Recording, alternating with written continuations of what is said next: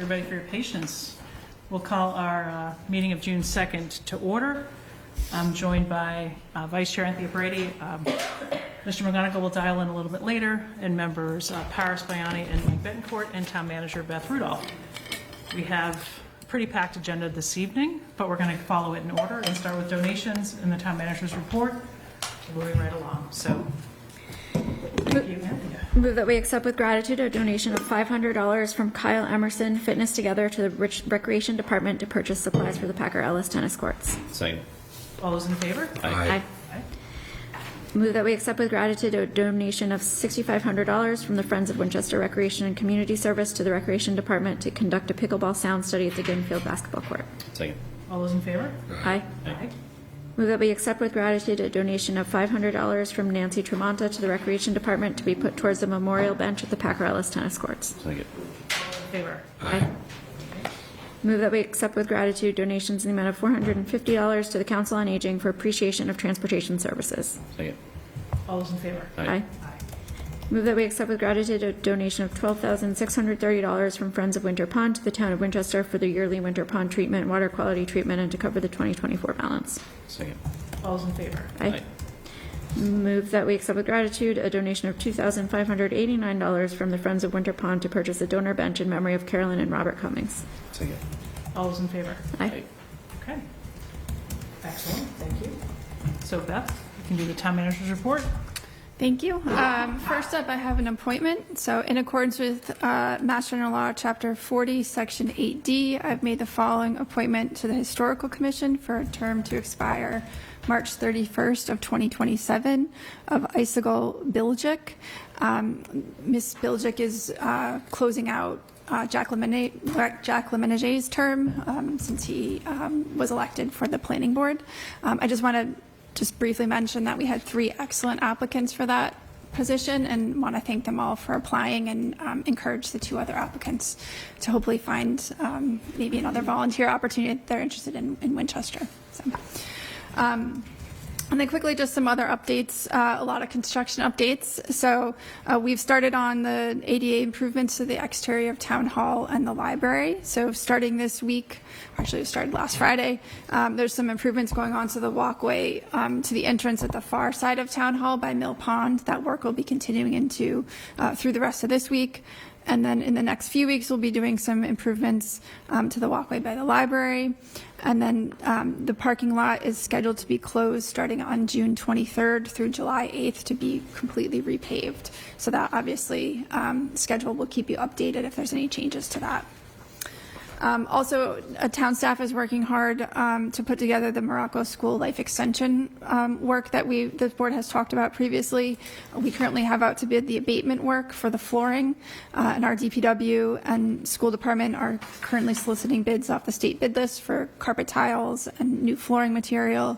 We're also working on getting bids for moving and painting work, and we are currently in the process of signing the contract for the exterior facade evaluation. A couple other construction updates. The MWA has let us know today that they're going to be starting actually tomorrow and Wednesday on milling the portion of Forest Street that's closest to Route 93 in the area where they've been doing work for the past several years. I don't have a paving schedule yet, but that milling work will happen over the next few days. Construction on the Leonard Field and McDonald Field playgrounds is hopefully wrapping up shortly, and we'll be working to get a ribbon cutting ceremony, hopefully for early July. McDonald Field Pump Station and South Reservoir Dam projects are moving forward. Mystic School Heat Project is wrapping up, and the high school gym floor project is moving forward and is expected to be completed this fall. And finally, I just wanted to make note, there's a lot of great events that happen in our community in the month of June, so I just thought I'd quickly read those off. We have Pride Fest that's organized each year by the Network for Social Justice. That will happen on the Town Common on June 10th from 4:30 to 6:30 p.m. with a rain date of June 12th. Town Day, as we all know, will happen this Saturday. There's additional information on the Town Day website. The Winchester's Farmers Market will be starting on Saturday, June 14th at the Town Common. The market is open from 9:30 to 1:30 p.m. on Saturdays. And then also on Saturday, June 14th is Porch Fest, which is held from noon to 5:30 p.m. with a rain date of Sunday, June 15th. Thank you. Great. I actually have one question, Beth, related to Forest Street paving and milling. Do we anticipate any road closures? So I don't expect that the road will be fully closed, although it will likely be down to one lane of traffic during that time. Okay. Any other questions for Beth? Okay. Is anybody here for public comment? If you are, raise your hand. Looking behind folks. Okay. In the packet, we have the comptroller's report through April 30th. Actually shared that with the Finance Committee. When we got it, I thought there were some good local receipts numbers in there. Things could change, but certainly the collections are on pace for the year, which is good. So now I think we'll move into our regular business agenda. We'll do State of the Town Committee interviews. We have 7 applicants, 6 of whom are here tonight. Mariano Goluboff is out of town and communicated that to those of us who met with the State of the Town on Friday. So I'm going to call you up in alphabetical order, because that seems like a fair way to go. And we'll call you up one at a time. And we have your applications, so assume we've read them. But if you want to come up, and we'll call you up first, it'll be Ms. Beliveau, Ms. Bodie, Ms. Calabi, Ms. Conley, Mr. Engel, and Ms. Van Aken. That's going to be the sequence. But state who you are, where you live, and why you think you want to do State of the Town. And I think at the end, we'll talk a bit about what some of the roles are that we envision, if that makes sense. And Paris, if you want to tee it up some more, Yeah, too. I just have one addition to that. So you're the chair of the State of the Town Committee, so you can run this whole portion if you like. just the one question that I think I'll just ask everybody who's here, and I've spoken about it with Mariano as well, is that, we have obviously an extended group, and then we have a group that's going to meet, every other Friday. Sometimes it's going to be every Friday. And so to the extent folks are interested in a particular area or a particular question, versus wanting to be involved in every aspect of State of the Town, just to highlight that as they come up. For example, on the Finance Committee, we have 2 or 3 people who are going to be involved regularly throughout and who are going to, come to every meeting. And then we probably have another 4 or 5 people who are going to help with research in a particular area. And so similarly, I think we can think about it that way for the general residents. That makes sense. And if you have a question about what he said, feel free to ask it when you come up. So, Yeah. all right, so Ms. Beliveau, come on up, if you could. Yeah, sure. Any seat that has a microphone near it or in front of it? Hi, I'm Amy Beliveau. I live over on Wedgmere Avenue. I have been in town, excuse me, since end of 2020-21. Interested in this committee. Heard about it via town meeting. I'm a newly elected member in Precinct 7, and it sounded very interesting. I also think I might be able to bring a lot of different areas of expertise from my past forward. I was in corporate America for 10 years before I transitioned to work full-time for my husband's real estate company. So I have a pretty decent understanding kind of from like the corporate standpoint of finance. I have a finance and accounting degree from Northeastern, real estate, capital improvements, buildings. I have a general understanding of that through my current role. I'm involved with, my oldest is at Ambrose, involved with the schools. I'm on the PTO over there. I'm on the PTO at Kid Connection Preschool. So I just think that I have a lot of different areas that I can leverage to help. And I'm excited to be part of the town and help where I can. So, Paris, if you want to tee it up, we can maybe ask each applicant if within the various sort of work streams that we have, if you want to ask each applicant if there's a specific area of affinity, if that would be helpful. Yeah, that's good. That's the question. I think anywhere that my skill set would be helpful, I would be willing to participate in. So let me give you an example. Yeah, capital assets. So we've Great. talked, Amy, about Ms. Beliveau, about 10 Converse before. I know you have a real interest in the town center and development. So 3B, which is a work stream that Michelle will be leading, growth from new developments, those in the pipeline, and future opportunities, objectives for certain types of housing production. 4A, which is utilization of school and town assets near and long term, and then there's a list of those. Are those areas that you think could be interesting? Absolutely. Okay. Any questions for Ms. Beliveau? Besides, everyone's going to get that question, so you can think about your answer while you're waiting there.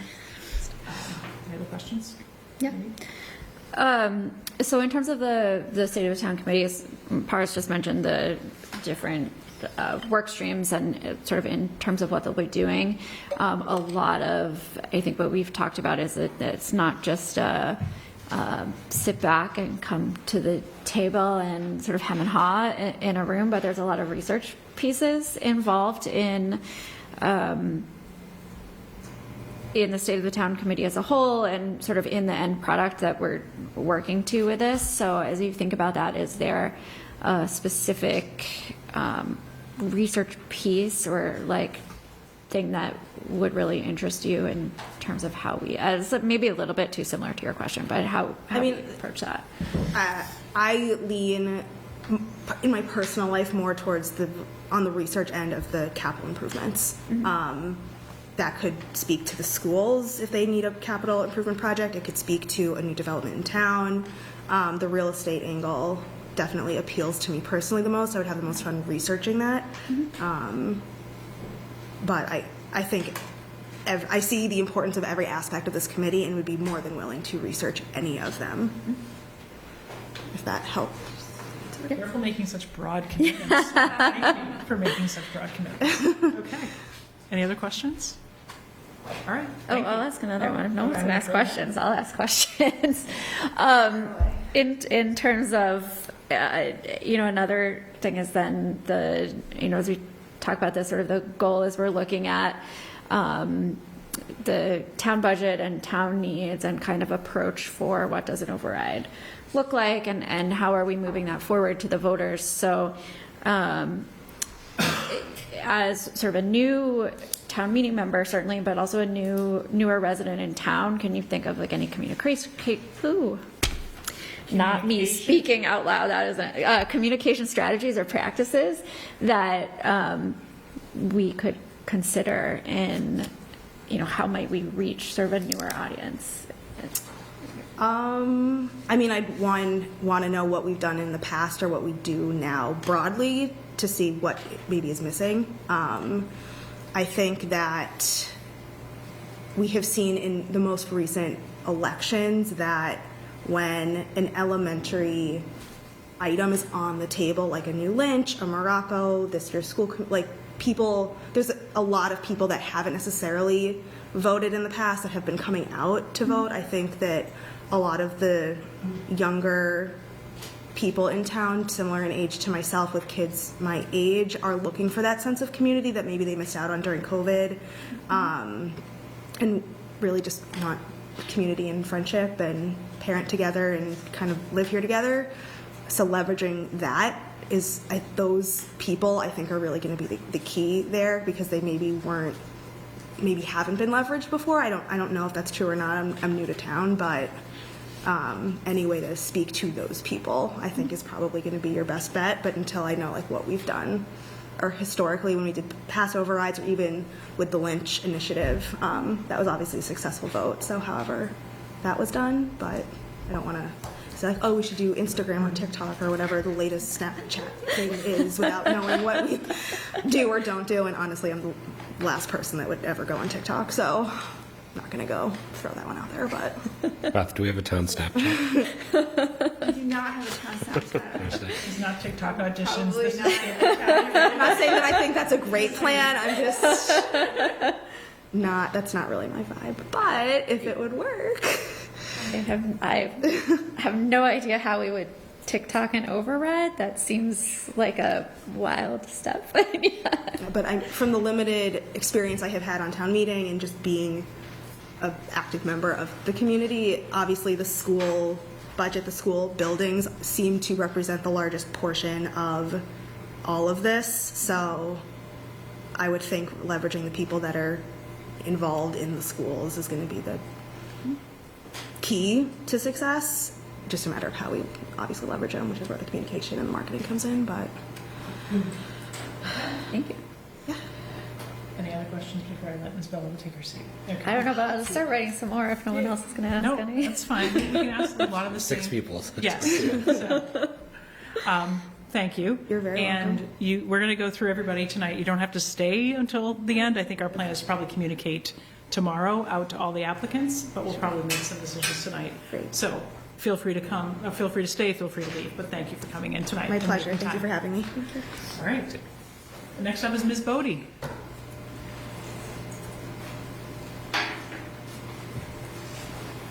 Good evening. Good evening. All right, Kathleen Bodie.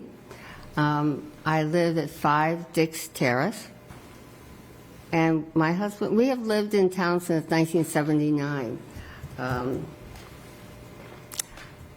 When I felt that I could contribute to this committee, in part because of my own experience here in town, and also my professional experience. So I have been a member of town meeting for 30 years and have served as elected member of the school committee for 15 years.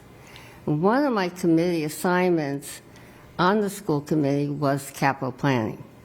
So I do have some background in the process by how we think through how we're going to fund capital projects. Professionally, the part that's most relevant is I served for 13 years as the superintendent of Arlington Public Schools.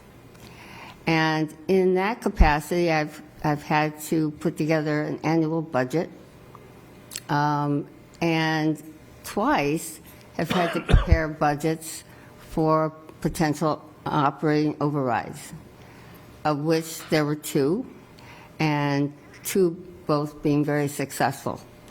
So I feel as though there are so many aspects of this project that I could contribute, and that's why I'm here today. And I will also add that I applaud you for doing this. This is something that's really necessary if we're going to have a successful override in the next year or so. Well, thank you. I think it was certainly the board's intent to have community input and not just, one person. We want to truly have some meaningful and meaty contributions. I'll let Paris ask the kind of maybe affinity question, or Yeah, start with you. and yeah, first, thank you for applying. I was delighted when you, I think it was at the event for Lance that you mentioned to me that you had applied. I was struck in your application by the breadth of your experiences, both professionally but also within the town. So, yeah, was wondering if you thought the first work stream, which is more school operating as well as town operating, would be an interest. Would it be the second one, which is capital, and so school capital would probably be a part of that, Right. or is it broader than that? And you talked in your application about looking at the 6 overrides you've seen and the different strategies of each one. So wondering if you're thinking less about a work stream and more about the macro picture. Both. I'm certainly looking at the macro picture. We have to look at how, if we choose to have an override, and I think that everybody agrees that we have such a structural deficit that that's an inevitability. But there's a lot that needs to be done in terms of communication. But one of the things I think that's really significant in what you're doing is that you're looking at a deep dive into the budgets, but you're also looking at ways that there might be new revenue. So, that is something I would be interested in as well, though many of the things that might possibly be new revenue, we are constricted by the legislature. So that is an issue. And home rule petitions on new revenue, such as perhaps an increase in meals tax, for example, these things take a long time, as all of you around the table know. So there are going to be some outside constraints that we would have to deal with. But new revenue is certainly important, looking at ways that we perhaps could streamline. Those are all things that are possible. But in terms of my affinity, certainly what I really know are schools. That's certainly been my career for over 50 years. So I do know that. But I also are familiar with capital and would not be at all averse to looking at the macro picture of where we are. Excellent, thank you. Mike, before I go to Anthea, I'll stay left for a minute.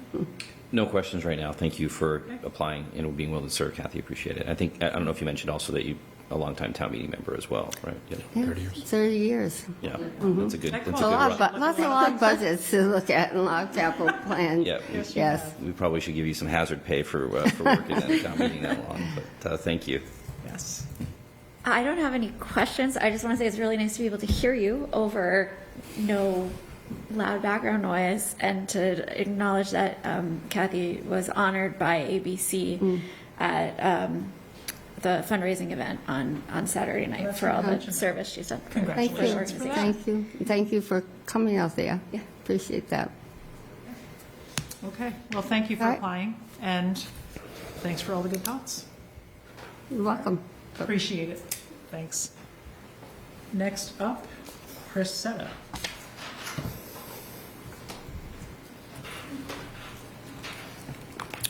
Hi, everyone. Hello. I'm Priscilla Calabi. I've been in Winchester 35-plus years, and I feel like I could contribute to this committee in a couple of different ways. I have professional expertise as an ecologist. I'm a systems thinker. We try to put all the pieces together. I'm happy to say that I'm not particularly wanting to work on capital, unlike the two qualified people before me. I have also domain expertise in especially some of the non-levy revenue things. I've done a lot of research professionally and also worked on a number of projects in town. You're probably familiar with research on trash handling, the SMART program, Climate Action Advisory Committee, and most recently maybe the Windfest Forest at the farm. So I feel like I have a pretty good overview of a lot of the issues in town, and I love the idea that we're going to think of the whole picture at once, and we're going to be proactive, and we're going to try to find outside revenue so that we're not just moving money from one pot to another pot, but we're going to find whole different pots and make that work for us, because I think we need it. It might be small pots, but we'll try to find some. But there are pots. Okay. Great. I think you've just sort of answered my question, that the focus, I think, on transfer station and solar. Non-levy and non-levy revenue. Definitely. And I do research, and I have also a lot of background in that stuff, even in town, having worked on some of those already. I actually am going to ask a question. I'm going to go to Mike next. Yeah, thanks, Priscilla. Could you also give us a little background on what your experience is on some of the non-levy revenue side with transfer station and all of that as well? So we started in 2010, we started a pay-as-you-throw type program in town, which was, at the time, the political will was not there to make it town-wide, but what it did was it saved a great deal of money for the households that were in that program, because we had a very low sticker fee and people paid by the amount of trash that they brought to the transfer station. And that was just for what goes on the conveyor belt and was burned. All the other things that are free, the recycling and the unlimited recycling and yard waste and so on, that remained the same. The average household, and it had two big benefits. One was financial and one was environmental. The average non-SMART program household was at that point burning 1.1 tons per year, and the average SMART household, pay-as-you-throw household, was burning 0.26 tons. So you can see what the financial advantage is to the transfer station monies, because all that not burning was saving money. We weren't paying for the burning. And for those households, I think the average that they spent was a $50 and a $55 sticker, and I think the average was something like $50 for bags, $42 for bags or something like that. So while the non-SMART households were paying almost double what these SMART households were paying. So it was a really useful program for the finances of the households as well as for the transfer station. And we did that for 5 years. We also did a survey both before of all households and a survey afterwards of SMART households. And even There were a few people who didn't care for the SMART program, but they said they thought it was a really good idea because of the financial benefit. So it was an interesting recommendation from people who didn't like it and still thought that it was worth doing. I think we had 97% positive review, which you couldn't make up those kinds of numbers. You wouldn't dare make up those kinds of numbers because someone's going to go and check them and call you out for a liar, but these were real numbers. Well, Mike kind of stole my question, which was like, what kind of ideas do you have? So I'm going to go skip it right over to him. I do have other ideas if you're interested. I mean, that's really in line with the question I would ask, so just building on that, for how we have gotten the word out about those things before, and, you know, are there ways that were we to go back to SMART or pay-as-you-throw or composting and things, you know, are there strategies that could be adopted over the next few years that would really garner interest and sort of get that 97% rating? Happiness. Happiness, yeah. Well, that's a hard number to beat. So, yeah, there's a bunch of things. And I've been working with Mass DEP as well as with our transfer station people, and they have some meta ideas. And, again, it's proactive, it's not reactive. And one of their big things is to try to do some regionalization so that not every single town has to have every single thing that they need. There's already a version of that. You know, if there's a big fire, people send fire trucks from other towns. So that's a model that's been tested in many ways and has worked very well. And DEP is trying to support regionalization by giving grants to communities for doing something that can be shared by other towns. So a few years ago, we did not apply for an anaerobic digester because Lexington said they were going to apply. DEP's model was that one town would have, say, a big compost thing, and one town would have an anaerobic digester and so on, because it's just not financially feasible for every town to have all their own. It doesn't make any sense. So that Lexington didn't end up doing that, and we didn't apply for it. So I'm hoping that grant comes around again. We did recently get a digester, but not of the size that would have allowed that sort of accommodation. And people inappropriately worry about things like if we were to add some more commercial haulers. We have 6,500 trips to the transfer station every week. 6,500. There are only 5,000 stickers, but we have 6,500 trips because people go more than once. If we add into that a few dozen electric trucks, which could substantially increase our revenue, no one's going to notice it because there's already that much traffic. This is a drop in the bucket. So I feel like we need to there's a lot of fear of change. I think it's innate. Animal behavior is my field. Nobody likes change across species, right? You have a dog or a cat, they don't like it if you change things. People are the same way. And part of what we will need to be successful is to do some good education and help people understand that these are not awful things. There's going to be very little change, but it's going to affect the financial picture because that's what we're trying to do. So those kinds of ideas. Thank you. Thanks. Thank you. Yes. Thanks for applying. Thanks for saying. Thanks for coming in. Karen Conley, I see you back there. All the way in the back. I know. Walk all this way up. Karen Conley. I have been in Winchester at 19 Bacon Street for 32 years, so I've been in town a long time. I was interested in applying for this committee both because I like your forward-thinking approach to how we address an override. I've been in town for many overrides, and like Kathy, you know, perhaps I would stake myself in, been there, seen it, know how it can go badly, and have seen it go badly a number of times. As you probably know professionally, I was the executive director of WFEE, the Education Foundation, for nearly 20 years. I was involved with it since 2004. During that time, I felt it was very important that I remain publicly neutral and not express my opinions or perhaps utilize the knowledge that I had, because WFEE was a nonprofit that needed to be answering to all of our constituents. But I think in the time that I was associated with the schools, I've accrued an awful lot of knowledge related to that, and also knowledge about the fact that this is a community that is blessed with, but maybe also cursed with, a huge amount of private money that comes in. And I have felt, and I think you probably all heard me say, over the years, the town has not leveraged as best it could all of these private donations in a way that would be most impactful. And I think that's an interesting subject for discussion. I'm also involved with other education endeavors throughout the state. I sit on the board of an arts education foundation, so I think I'm familiar with what other communities do and have to make do with. And I currently work in the Chelsea Public Schools twice a week, tutoring reading. So I would be happy to answer any questions. And again, I think you already have some fabulous candidates. And just by virtue of the fact that you're having this process, I think you're ahead of the game. So kudos there. We do have some great candidates. Thank you. Paris, you always get the first. I think you know my question.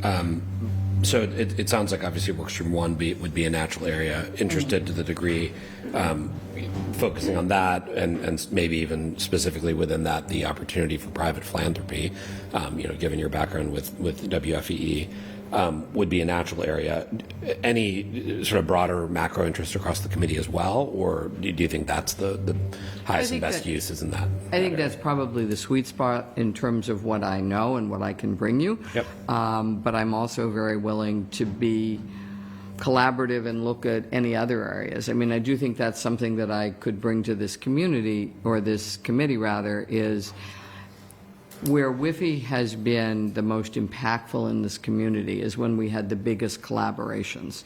So when we collaborated with Winchester Public Schools on technology, and that was a very well thought out step-by-step process that took a long time and involved a lot of different players. And that's certainly something that I think I could bring to the community, is that understanding. And that's where in past, I think some of our private philanthropy has fallen short, is you can't just show up at the table and say, good news, I'm bringing you this money and this is what I want you to do with it. It's the understanding that in public-private partnerships, it's the public folks that lead the way and the private folks who have to be supportive, but who can kind of do that dance and say, well, yes, this is what you want to do, but we also have the knowledge to say maybe this is something you should consider. And that's complicated. Great. Thank you. Yep. Mike? Again, thank you for applying, Karen. It's be a great opportunity for the town to have someone with your experience and expertise. And I know that you helped out with the previous override that we had. Is there anything that you see that, off the top of your head, we missed or could have done better, or you heard from other people after that operating override that we had in 2019, just as we kind of jump forward with this one? I think it's such a difficult question, because everybody who has ever worked on an override felt they had done their best to get information out, and have tried so hard to create websites, to have opportunities for people to talk, to do all these different things. Yet you always hear from folks, but where did this come from? How did you spring this on us? I think, as always, communication is key. I think that this override will be particularly complicated by what is going on nationally. And to be honest with you, I don't know how you thread that needle. I mean, I think where we're going to be in March may be very different than where we are now with a national economic picture, and that's hard. I think the difference between this and the overrides that I saw fail so miserably in the early 2000s is we have a very different population of folks who've moved into Winchester, who are very aware that the school system is the town's biggest gem, and understand that while property taxes, based on what your property value is, may seem quite high, you're not writing a small check, what the actual tax levy is and what the tax rate is compared to other communities is, in fact, not exorbitant at all. And I think that's always been the message that we have to get out. Yeah, your tax bill is high, but so's the value of your home. And that's a hard message sometimes for people to hear. Right. Yeah. Thank you. I don't know that I have any question for you, but I'm waiting for someone to sign up for tax design, but hey, that's all right. That was weird. That just might not go well, you know? Some of my, I'm not putting that on Yeah. you, Ms. Conley. I'll turn to Anthea. I love that work stream for the record, so to be clear. Powers might need a friend. You answered my questions before I asked them, so I was thinking if I should come up with another one, but. all right, Thank you. thank you. Yeah. We really are. Ms. Connolly. Yeah, I know. What about the AAA rating? That's Mr. Engel, you're next.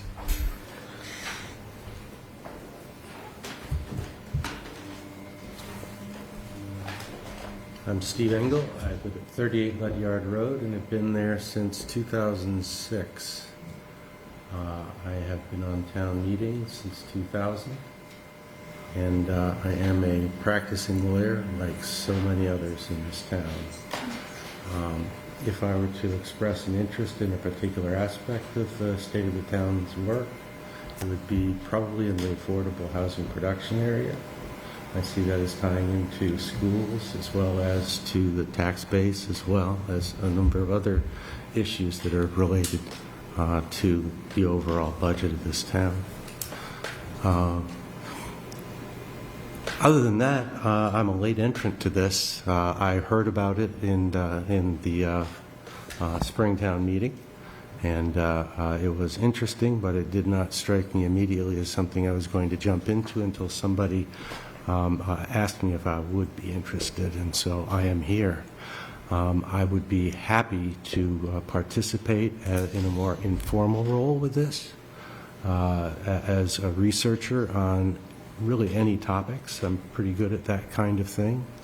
I can write, and I can proofread and that sort of thing when it comes to final committee reports. I will be honest with you, I have a very busy summer vacation schedule, but I have high-speed internet close by. And by very busy, I mean not at all. Oh, got it. Okay. I thought it was very busy. I think it's helpful, the researcher sort of maybe that macro level. And, you know, we're building a model. We'll be assigning, you know, lots of research topics. We sort of have, you know, a back page of this around, you know, other towns and It things. strikes me, yes, with other towns and what they've been doing is something which is going to be relatively difficult to do Yep. without access to public records. So, Yes. yeah. So that, certainly, I think that's a need, so. Good. Yeah, and so that was, I mean, there's no super affordable housing centric work stream. There's some things that touch on housing production here and there, but That's my interest. Yeah, just given that it's, you know, it's a sort of financial plan. There's only incidental, you know, touching of housing. But the question is really related to what Michelle said. So we had talked about the idea of a facts effort. Certainly the last, you know, work stream, for example, where we're looking at things like credit ratings and some of the long-term liabilities, the best way to attack that often is to look at what other towns are doing, right? There's 14, you know, Moody's AAA rated communities. There's dense reports from a number of consultants the town has. We have to sort of read that and synthesize it and then, you know, present it in a way the group can deliberate on. So just wondering if those types of things would be of interest to you. That would work, yeah. Yeah, okay. Okay. Mike, any questions? Steve, can you talk about any other experiences you have in Winchester, kind of leadership positions or anything where you've felt that you've kind of contributed, not necessarily that applies to this work stream, but... Not in the recent past, Yeah. but a couple decades ago, I was president of a board for the Kids Corner at a time when there was a transition in the management. The director, the longtime director and founder of the program, exited, and there was a hire of a new director. And rather quickly thereafter, a teacher rebellion and some people among the parents suggested that maybe I would be a good person to step into a board role and help that. And we resolved it relatively Great. quickly and satisfactorily. Great. Thank you. Wouldn't have been easy. It was a panic situation. Yeah. Great. Thank you.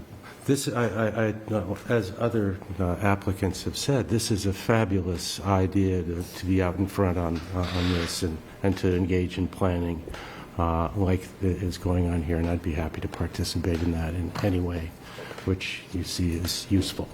And you know, at least I'll say for me, we didn't just hatch this notion right before spring town meeting. I think we started talking about this at fall town meeting and state of the town. Sure. I'm sure we all had people come up to us and say, get folks involved, reconstitute a facts committee, get a citizen group together. So the fact that we have 7 interested qualified applicants and people think it's resonating, I think is great. I think it just validates what people were grabbing me at the high school and let me know when you put it out there, or let me nominate my neighbor.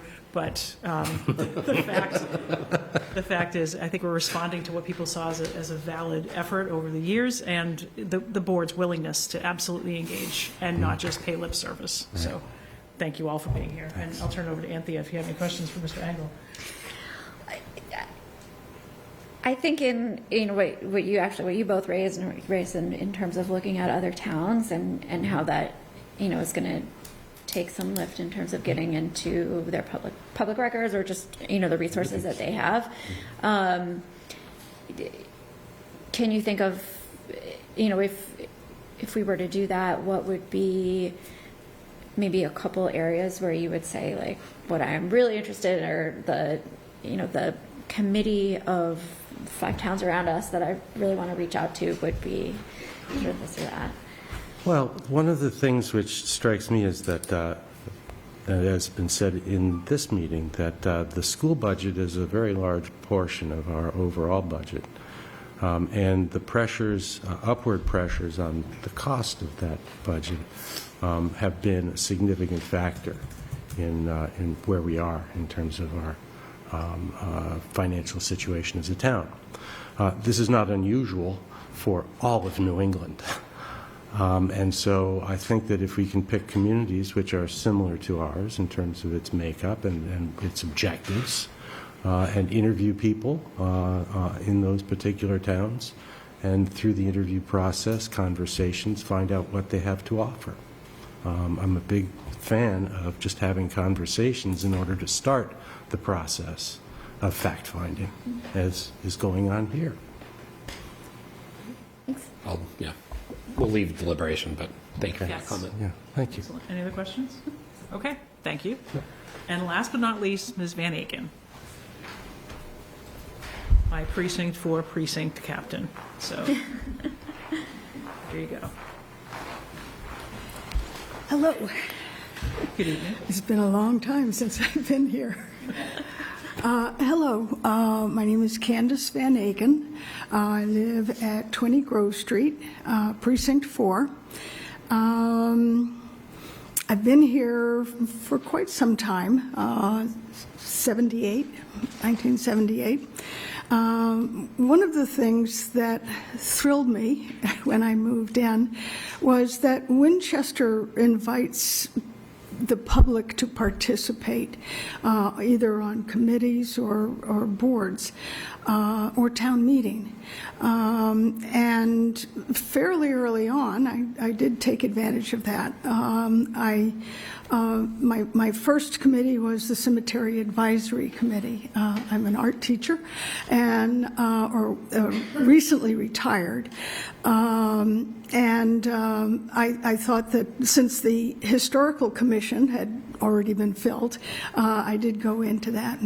And that was my introduction to Winchester town politics. It had a lot to do with the charter as well as the bylaws, but mostly the charter.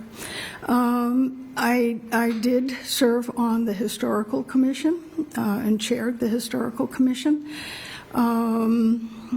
And served on the Finance Committee for six years, 2 terms, and have been an elected town meeting member since somewhere around '84. I went back into teaching shortly after ed reform went in 1994. And like I said, I recently retired from that job. In 2002, I was asked to chair a self-study for NEASC, New England Association of Schools and Colleges accreditation or reaccreditation. I asked for a co-chair. It was just because I needed to have the grassroots support there. So I have some experience at working with diverse committees and bringing them together into reports and setting goals as a result of that. 12, and to be honest with you, 14 years after that, I was asked again to co-chair the next self-study, and we did do so. And I think that Medford High School, that's where I was, came out better for the self-study and the planning that we did.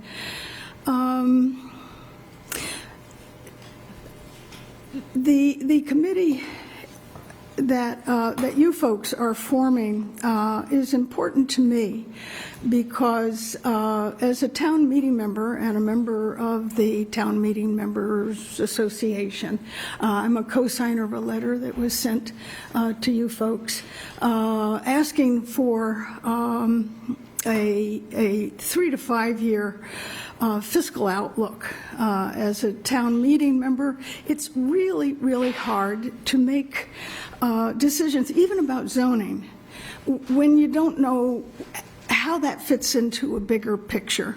And financially, the decisions that we're making is that we really need, I, as a town meeting member, would really like to have a bigger picture as to how these votes play into that. So I would be honored to help out on this committee. Thank you. I'll start with Paris. I think you've touched on a lot of places. Yeah. Any particular area of interest looking across the things that we're trying to do here? Yeah. Open-endedly. Yeah, I can't recall what they were, but the last two working groups actually looked interesting to me. Tax design and fiscal stewardship. Yeah. We can rebrand tax design because that one's really about finding ways to make sure that quarter to a fifth of the town is cost burdened, and that we're not that we're finding ways to protect people from large increases, particularly folks who are looking to age in place and that kind of thing. And so there's some provisions under the state law that we could do in Winchester. So that's really what that Working 5 is to explore. Well, having recently retired, one of the things that I'm not sure if my observation is correct, but the seniors, once upon a time, they had dynamite representation. It was Bob Erickson. You didn't want to cross him at town meeting. I don't really hear too much of a voice for the seniors, but I know they're here, and I know a lot of people are on fixed incomes. Affordable housing has long been a concern and an interest of mine. I did have a Precinct 4 resident approached me one day. He said, "Are you on town meeting?" And yes. He said, "Please don't push me out of town. I've lived here a long time. I have built my house myself, and I just can't take the burden of these tax increases." I have spoken to some other people, and they say, "Well, those people don't live here anymore." Well, I would like to be part of a group that keeps their eye and their heart open for a diverse economic group.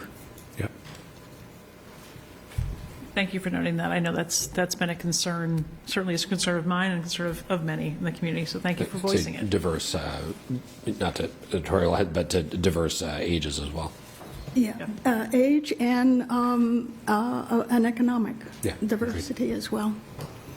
Okay. Any questions, Mike? No, I think you may have answered the question I was going to ask about kind of what you hear from town meeting members and if there's any particular issues, but I gather that financial piece is probably the biggest one that you hear from folks about, not necessarily the cost of things, but the acceleration, I think, is probably what's hitting people hard. But I don't know if there's anything in addition to the cost piece that you hear from town meeting members. No, it's not that one of the things is that I don't have a preset conclusion, is that I would like to look at the information that we have and then as a group come out with the recommendation on that. So I'm not someone who already has my mind set on an override to do whatever. Thank you very much, Ms. Henning. And thank you for applying. And Cynthia. I appreciate you joined us on Friday for the meeting that we held, and I was just curious in sort of participating in that and watching what was discussed, and as we're kind of really kicking it off. Was there any sort of operational piece that you noticed that in terms of like, here's something that's moving forward really well, or here's as we progress, like this would be something that would just create a really good way to move forward? If I understand correctly, having worked on several committees for the town, I'm impressed at how we come together, is that people have interests, and I don't think that any one point of view necessarily predetermines how the work group goes. I'm impressed with the expertise that's out there. Yeah, no, that's great. Thank you. We're going to get that owl to work even better now. So We got a long dial point in. for the owl. So I think that's another piece, maybe, Paris, if I can take that headline. We are setting up capacity. We have this like owl thing. It's like slightly creepy, but it has all these eyes and it sits in the middle of the table. But to try to be able to zoom in to meetings, we're going to, we are endeavoring to meet in person, as Paris mentioned, every other Friday. Sometimes it might be more frequently, like we're going to have a meeting this Friday. But for folks who are remote or need to be remote, we're going to try to have Zoom set up so you can at least hear the debate and see the folks. So whichever of these at-large members are participating in whichever way, research-driven, weekly engagement, kind of more situational engagement, we're going to try to find that capacity. So you tested it out for us last Friday. Thank you for doing so. Okay. But we're trying to get that, smoothed out and just part of our operation. So I didn't have a question for you, but other than thank you for applying. Okay. Thank you. Appreciate it. Sorry. Mariano was also here on Friday, and you mentioned he couldn't be here. We have an email from him. Do we have that in the record? Should we read it to the record? You can read it to the record. I think that's fine. Sure. Since I sat next to Mariano for a few years, I'll read it. So Mariano was able to attend on Friday and just followed up with us to say, dear members of the Select Board, I've applied to serve as a volunteer in the State of the Town Committee. I'm not able to attend the June 2nd Select Board meeting as I will be out of town due to work obligations. I attended the first meeting of the State of the Town Committee this morning as a member of the public and thought it was very productive.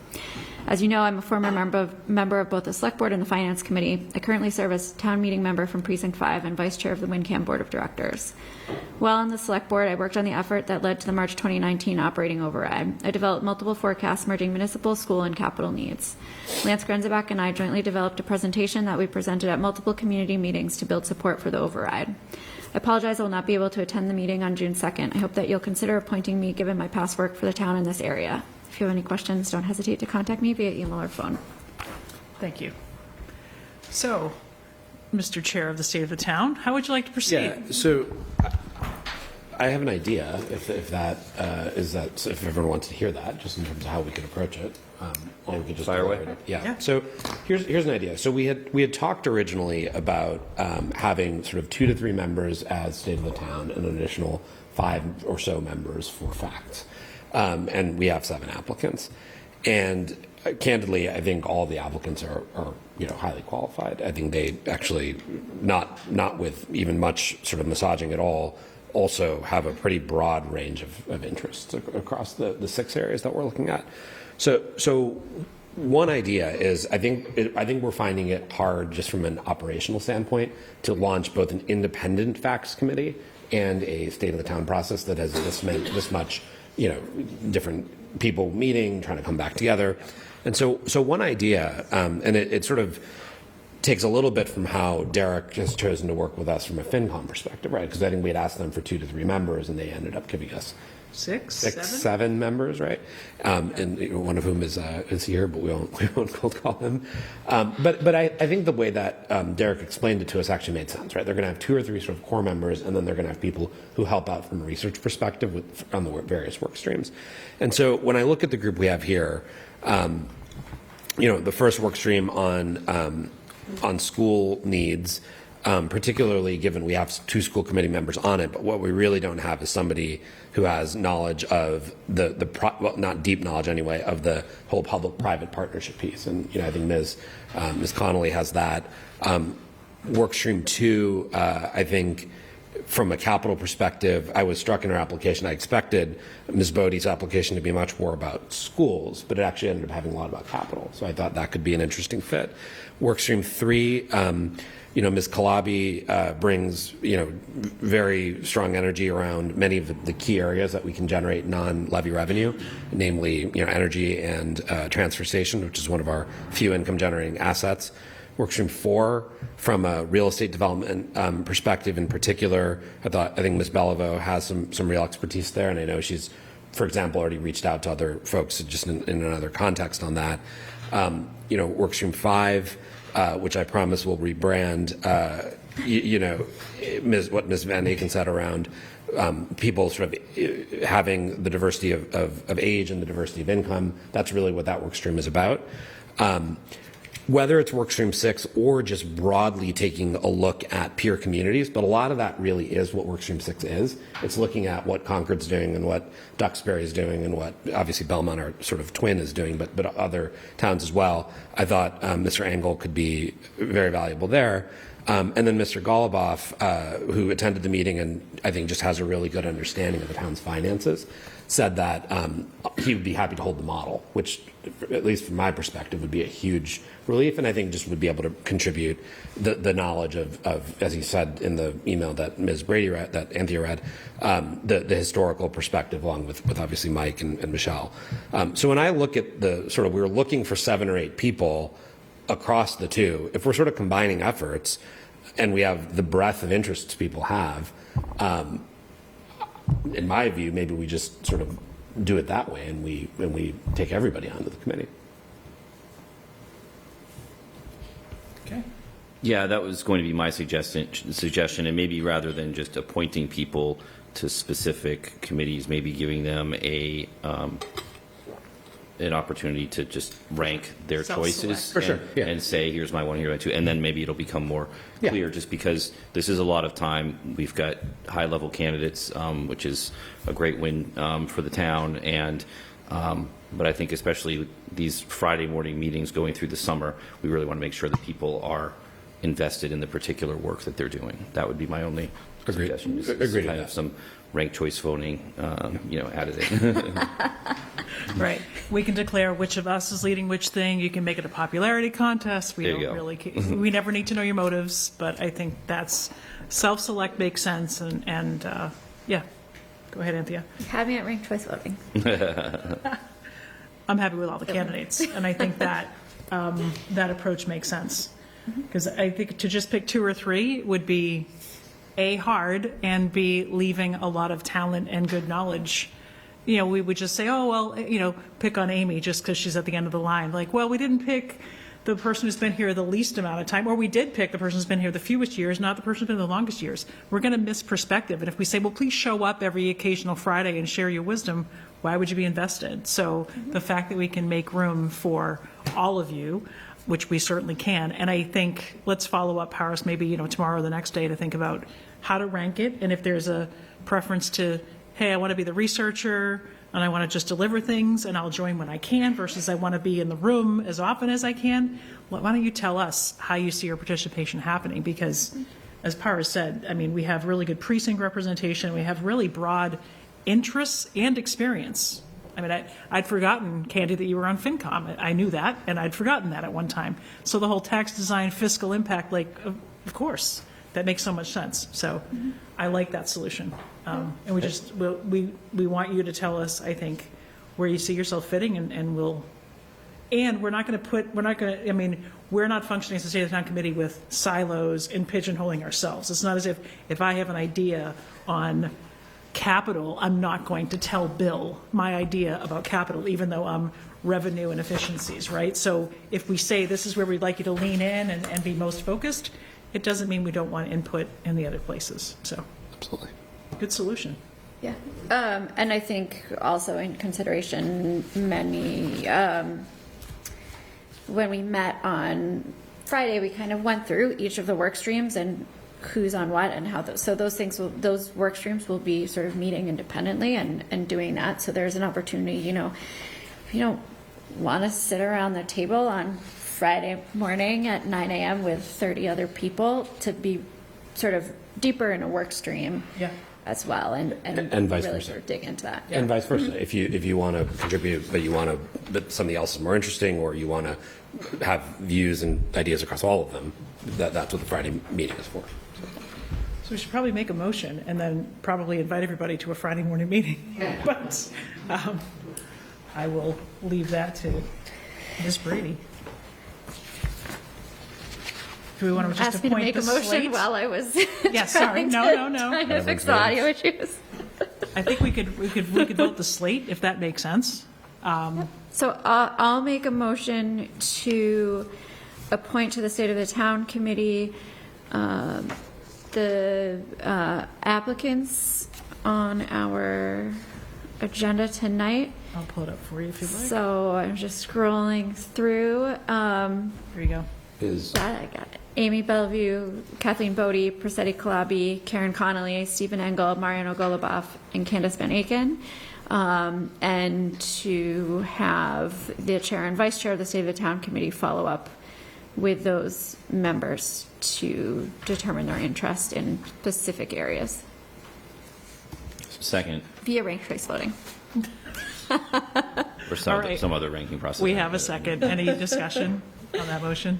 Anything you want to Correct. Or add? some other ranking Yeah. process. No, I think it's great. I mean, I think we had 6 areas that we had highlighted. We had 4 working groups because 6 working groups is too many. I think we're also finding a completely independent facts committee is we're just going to spend all of our time doing coordination. Correct. And so I think having the whole group support one effort here is the right outcome. Yes.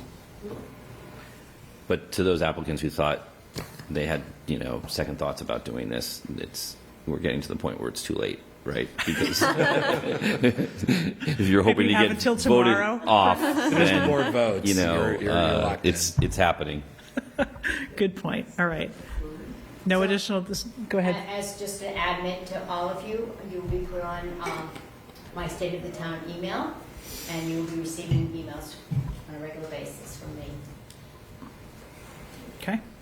All right. So all those in favor? Aye. Aye. Excellent. Thank you. And for those who I Thank you grabbed so last much. week, thanks for applying. So, Thank you, everyone. all right. Let's move on with our agenda. MS4 permit update is next. Oh, okay. There you are. Thank you. It's been on the screen this whole time. I'm getting a message saying WinCam is. Yeah, I already let Patty know. This. And you do the owls? I mean, the arrows or this. Okay. So you're comfortable. Thank you so much. Its audio's not They working. can't hear it. Tim Matthews just texted me and Anthea saying they can't hear us. Okay. Turn it off, turn it back on again. Right. All right. So go right ahead. You can go ahead and All right. start. I know you're here to give us an update. That's nice. We have your packet, and it runs about 15, 16 slides. So if you could maybe jump to some of the Yes. highlights, that'd be great. Try to keep it to about Absolutely. 10 minutes or Okay. so. Nope, 8 to that's- 10? that sounds I great. just was counting and I was like, ooh, that's It is a little longer than it's been in years past, so. Just give us the fun stuff. Okay, you Right. got it. The stuff, the need to know Permit stuff. compliance. Yes, right. Unfortunately, it's not. What could be more fun than that, Fun stuff, Mike. right? That rivals tax design. Yeah, my name is Doris Schwartz. I'm from Weston and Sampson. Thank you so much for having me here for this annual update. So I feel like, probably most everyone's at this point kind of familiar with what this permit is. It regulates point source stormwater discharges to waters of the U.S., covers all of the town's drainage infrastructure. We've been working under this permit since July of 2018, but this permit's been around for 20 plus years. This is an expired permit. It's been administratively continued until a new permit is issued.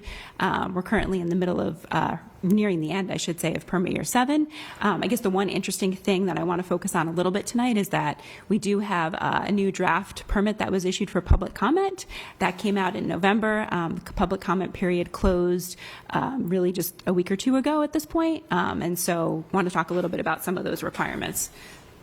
But I guess just, these are kind of the main elements of the program. There's certain measures that the town is required to implement under each of these control measures with hopefully, would result in improvement of stormwater, obviously, is the goal.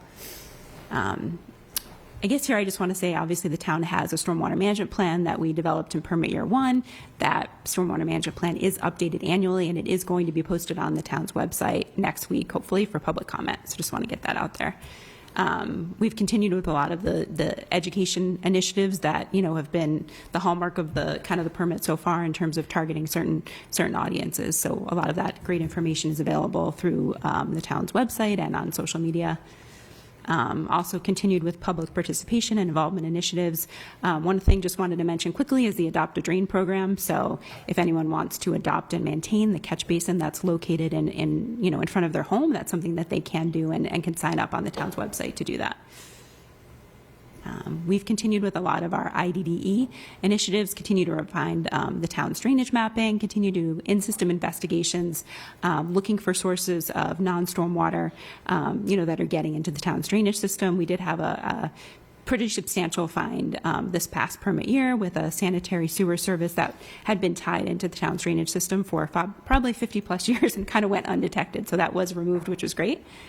We're continuing to track, site plan reviews and inspections and enforcement actions. Obviously, all of that information as part of development projects, gets relayed back annually in the town's annual report to EPA.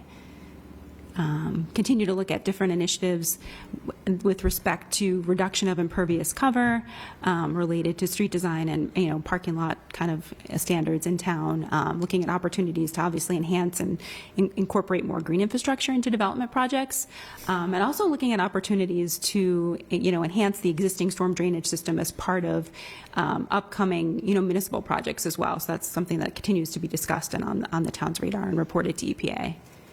And the last one, just on the good housekeeping measure, catch basin cleaning. So no catch basin, some can ever be more than 50% full. Otherwise, we have to do more frequent cleaning to meet permit requirements. Over the past year, we cleaned about 900 basins with an external contractor that was hired by the town. We are seeing really disposal costs are escalating. A lot of that material needs to go out of state now for disposal, so those costs are increasing a lot. So something to think about as we continue to kind of budget for this work kind of moving forward. The town, however, did purchase a new Vector truck, so obviously there's an opportunity for the town to do some of that cleaning in-house as well. Still sweeping suites twice per year. We have about 43 different stormwater control measures in town. Those need to be inspected and cleaned annually, so obviously that's a big initiative, and we do see, going forward, the number of control measures in place is going to increase as the town looks to meet permit requirements related to phosphorus reduction. We have stormwater pollution and prevention plans in place for a few facilities. We do quarterly inspections. So one of the bigger things, like I just alluded to, was the phosphorus impairment. The town does have phosphorus-impaired receiving waters. There's a phosphorus source identification report that was developed. The town has started to retrofit some of the existing drainage system to remove phosphorus by infiltrating some stormwater. There was actually some infiltration trenches that were installed last summer that the town had received a grant for. So I guess looking forward to obviously continuing to do more of that work as resources allow as well. There's also a chloride impairment for the Aberjona River, so we've been working on a chloride reduction plan. So going to be talking about some of those measures and looking forward to implementation next on that end. So just again, a reminder about June 9th. Hopefully we'll have the stormwater management plan will be posted then and accepting public comments. Every year we report back to EPA on the progress that's been made over the permit year. Again, the permit year 7 ends June 30th. We'll be reporting on September 29th, be filing that annual report with the town to report on everything that was accomplished over the past permit year. So again, just wanted to talk looking ahead. This draft permit came out. Some of the measures included in this draft permit were pretty, pretty costly, are going to be pretty costly for the town to comply with. One of them is a catch basin upgrade and replacement prioritization program. So basically says that for catch basins that are not found to meet the Mass Stormwater Handbook requirements, those need to be 20% of those catch basins have to be replaced within 5 years. Based on the data we've collected to date from the catch basin cleaning work that's been done, it looks like there's almost 1,000 basins that would not meet that requirement. And so if we had to replace 20% of those basins by year 5, you're looking at over, around $3 million of spending in that 4-year period. This was an item that was very well commented on. So I'm hoping and expecting that there will be hopefully some modifications to this requirement when the final permit is released. Also looking for communities to develop an asset management system for the storm drain system. I know we've already been talking to Matt about some available grant opportunities for that and trying to get ahead of that. And all of the IDD program work that we've been doing, obviously that's going to continue as part of this next permit. So, and again, a lot of that field investigation work has been rather costly. I guess one of the other big items, we talked about that phosphorus source identification report. This is going to kind of shift to a Mystic River alternative restoration plan. As part of that, where we're doing a lot more implementation, so construction of actual retrofit projects. So obviously construction is always a little more costly when, we're shifting more from planning to implementation at this point. So one of the requirements under the phosphorus control plan that would be developed that looks at different non-structural and structural controls that would be implemented by the town to meet certain phosphorus reduction requirements. We started to try to kind of look at what that could look like for the town, and that, this would be really the most significant cost compliance item under this permit. So yeah, I just wanted to kind of touch on that as we're looking ahead to year 8 and what that looks like. Again, a lot of annual requirements that the town would continue to comply with at this point. Again, we talked about that stormwater asset management grant that's available for the Clean Water State Revolving Fund Loan Program, which the town is already taking advantage of on the drinking water side, and so we'd be looking to apply for that as it relates to stormwater and wastewater as well. Also looking. How big would that be, out of curiosity? That grant. Mm-hmm. So it's you can apply for up to $150,000, and then it's like a certain percentage of that. Yeah, that would have to be match versus actual grant. But I guess one of the things that I know that's important to Matt that we've talked a lot about is really trying to get a handle on, what the compliance costs that remain under this existing permit as we kind of, move forward with finishing the requirements, and then also really kind of drilling down and saying, well, what is this draft permit going to cost the town ultimately for compliance? And again, the permit will most likely change when it comes out in final format, but we're expecting that some of those items, or a lot of those items, will stay, but maybe there'll be longer time frames for implementation. But we think it's not going to look drastically different than what we're seeing. And also looking to see what existing stormwater control measures are already in place on the municipal side and on the private side, and trying to see what phosphorus reduction credit is associated with those control measures and what the town can take credit for ultimately, because obviously that reduces compliance costs and the burden on the town. So yeah. Happy to take any questions. I just have one question. I'll start with Anthea. We'll go around if anybody has any. No questions. Okay. Mine might be a stupid question, but I'll be happy to save it. So, Paris, any questions? The permit, the revised permit that was published, I assume, in the Federal Register, and they're receiving. So, Yes. When was that? So it came out in November, and it was the public comment period was supposed to end in March, and they ended up extending it out to May. And so Matt did, on behalf of the town, pull together a comment letter and did comment on aspects of that permit. And people aren't expecting, given there's a, pretty large federal administrative change in the middle of that. People are not expecting any revision from EPA. So it's interesting because at first there was supposed to be several public meetings and hearings that were scheduled that then were postponed. And I'm assuming that might have been in response to the change in administration. But then, then they did finally schedule that public hearing and it looked like things were moving forward. So in a lot of states under this permit, a lot of EPA delegates to the state. Yeah. In Massachusetts, EPA retains primacy as a federal agency, but there's also talk about maybe there would be a renewed discussion around delegation to the state as well, so that we can make sure the initiatives, I guess, of this permit kind of continue to move forward. But, everything we're hearing now is that this is still expected to go forward, this permit. We're just not sure exactly of the timing. Okay. Mike, any questions? Only question I was going to ask, you may have answered it already, but how are we doing compared to other communities that are also tackling this? Yeah, no, I mean, the town is, staying ahead of things, been allocating funding annually to maintain compliance.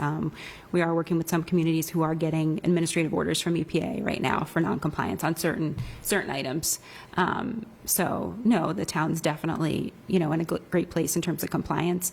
But again, with some of those upcoming items, the town may look to need to allocate more funding as we move toward construction related to phosphorus control plan compliance. So something to think about. And there are many communities right now that are grappling with that are located in the Charles River watershed because they already have phosphorus control plans that they developed under this permit, and they're actively implementing those. So many of those have, are implementing stormwater utilities, so they have kind of a dedicated funding source for compliance. But that, Do you have any order of magnitude of how much communities in the Charles have spent over the course of this previous permit on?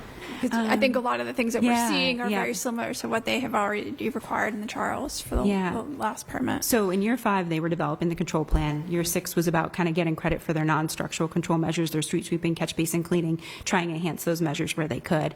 And really year 7 is the first year that they've started to implement structural controls.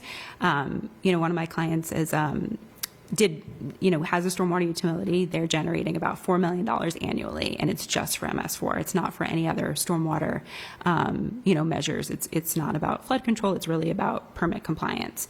And he was joking the other day, like he's, he feels like he's been able to leverage a lot of existing projects, and so that's helping kind of meet these initial interim goals. But he's like, as I get 15 years down the road, he's like, I hope I'm retired by then. That's because it is going to be much more challenging and stuff. And EPA has said you can submit a letter, or request if you can't meet the schedule as outlined in the permit, but right now they're saying you have to, it's too early for them to grant a schedule change at this point. They want to see communities actively work toward compliance.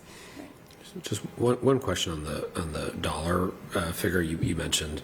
There's almost 1,000 basins that are out of the state sort of requirements. Right. What does that practically mean? So what's wrong with those? So it's the sump. It's what? It's like the sump requirement, so where the pollutants would kind of settle out. So a lot of those don't have much of a sump depth. So from for that to the happen. outlet, you're supposed to have a 4-foot depth below the lowest outlet pipe. Below that, that's the sump. Right. So some might have like a 1-foot or a 2-foot sump, and so they're looking for the town to replace all of those. That was my question. Yeah, So that's there a you big, go. That's a big.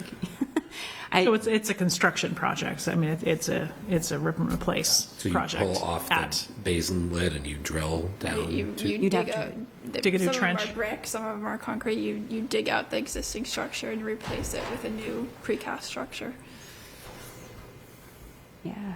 So we were estimating about $15,000 per basin, Assuming there's no conservatively to utility conflicts or other issues to resolve. Just the basin is being furnished and installed. Pretty significant. Yeah.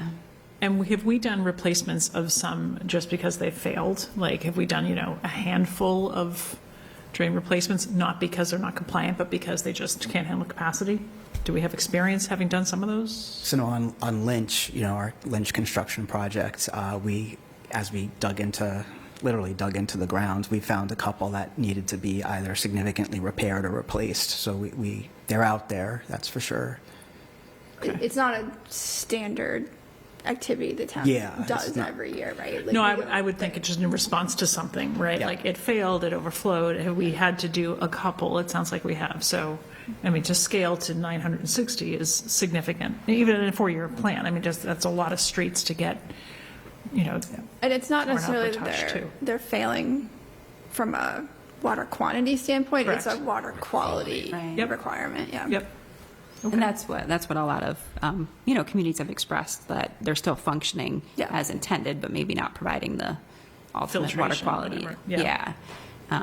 So I had a client yesterday that was like, well, I'd rather, or last week that was like, I have a lot of areas where I need catch basins and I don't have them. I'd rather be putting in catch basins, where I have kind of flooding Right. issues. That makes more sense. Or clean them Yeah. multiple times a year instead of, Yeah, focusing on that, which, like you said, is getting more costly too. So. yeah. Okay, well, I guess we'll hear from you. You'll be back in September, right? Or ish, no? We don't, no, we typically only have her come in In the right spring. around now. Okay. But Well, if there's any updates, I guess we'll hear from Matt or Beth. The annual report will go up on the town's website once it's filed. Fair enough. And if the permit requirements change, Capital and others will need to get up to speed, but keep us Yeah, this posted. is as the- something we look at every time when we Yep. are looking at the enterprise fund, because the Absolutely. MS4 requirements are funded through our enterprise, so. Yeah, and I know there's obviously so much uncertainty because we don't know when this permit's Yeah. going to be issued. I mean, typically, usually EPA would allow like a year or so before you'd have to start meeting Effective the dates, requirements. So right. you do a little time to kind of hopefully communities to get prepared, Mm-hmm. but still, it's a lot to take on. Go ahead. It's more a question for Beth on the Water and Sewer Enterprise Fund. I mean, have we started to think about if we did get hit with a need to replace 1,000 catch basins, what kind of rate increase would be talking? Yeah, I mean, we haven't, this is actually the first I've kind of heard of that specific detail, okay. so, Yeah. but we We'll have have to go back. kind of, given the unknowns, we have kind of tried to escalate things, but I don't think we're, So one of the things that we want to work on this summer is trying to cost out some kind of estimate for the next 5 years, so that can be incorporated or at least referenced in the upcoming, the next rate study or future rate studies. yeah, and one of the things is just figuring out what the start date is for that Yeah. phosphorus controls. Like, we've done a lot of work over the past 5 to 10 years, and so are we going to get to count any of that work, or is today going to be our baseline and we're going to have to, Yeah. we've made improvements at Lynch School as part of the construction project, so does that count towards our phosphorus controls, or is that like we're Yes. starting at 0 there and then having to do additional work? Right. So My understanding is that, that should count. I know we've been working with Matt to kind of get on what those reductions are. So I guess with respect to the phosphorus control plan, I think we can assume pretty, with pretty much certainty that that's going to be a requirement. It's just, I think it's the timeline for implementation. Yeah, that's gonna so be- in the Charles, there was like a 5-year planning period and then 2 5-year implementation periods. They said that the Charles was so successful that in the Mystic, they weren't giving us a 5-year planning period. They were just having us start. We can do it quicker. Yeah, so I mean, my hope is that they will go back to giving us a 5-year planning period and then an implementation period, which would make it a lot easier for us to plan. Okay. Well, thank you. Thanks for the update. Thank you so much for having me. Keep it on our radar. Thank you very much. Thank you. Thanks for your patience as well. So, next up is Downtown Action Plan Update. Come on up. I don't know if we have slides we need to pull up or not. I know we have some in our packet, so thank you for that.